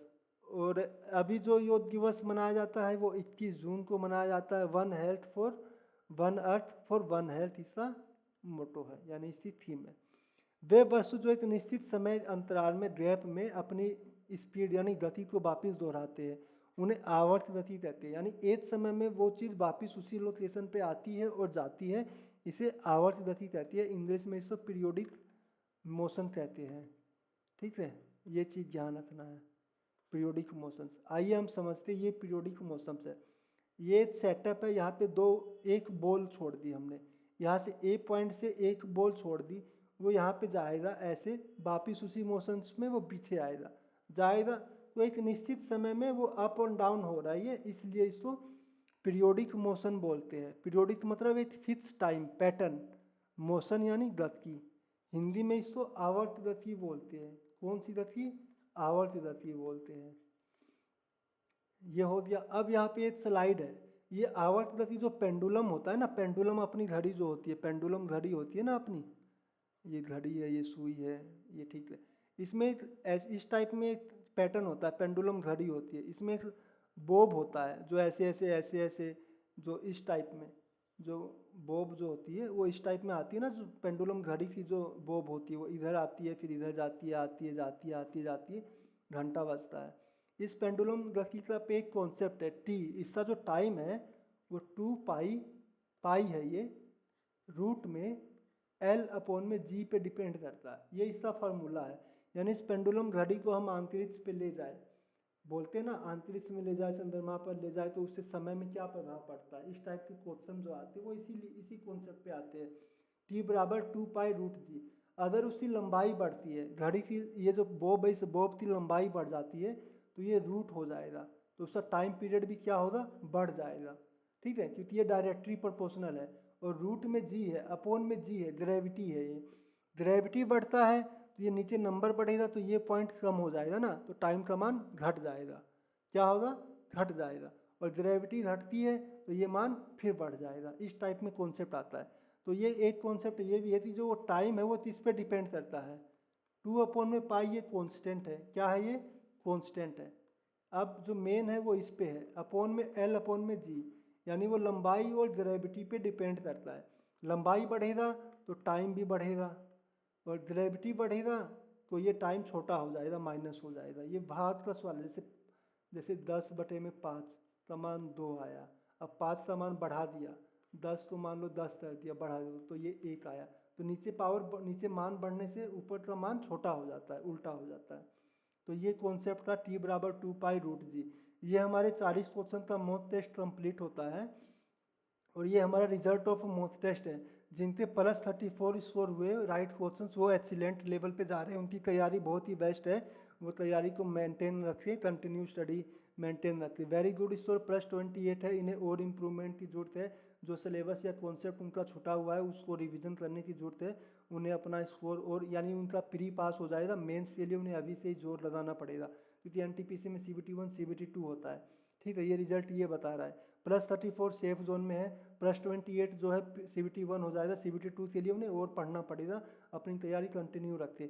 गुड स्कोर एवरेज है, ये 24 है, इनका CBT1 के लिए भी डाउट है गुड स्कोर वालों का एवरेज के लिए, तो इन्हें बहुत ज़्यादा मेहनत करने की ज़रूरत है। और बिलो 40 तो बहुत अच्छे से स्मार्ट वे में पढ़ने की ज़रूरत है, कम टाइम में इफेक्टिव पढ़ने के लिए। तो ये हमारा पूरा वीडियो मॉक टेस्ट का था। इस मॉक टेस्ट का PDF जो है ये 3 नंबर टेस्ट है, PDF टेलीग्राम चैनल हमारे इस वीडियो के डिस्क्रिप्शन में अवेलेबल है, वहाँ से आप जाके PDF डाउनलोड कर सकते हैं। और exam batch official YouTube study channel को लाइक सब्सक्राइब कीजिए और एडिशनल और भी वीडियो देखने के लिए बेल नोटिफिकेशंस भी दबाइए। ठीक है, ये हमारा मॉक टेस्ट 3 था। आदर्श मॉक टेस्ट में हम दोबारा मिलते हैं।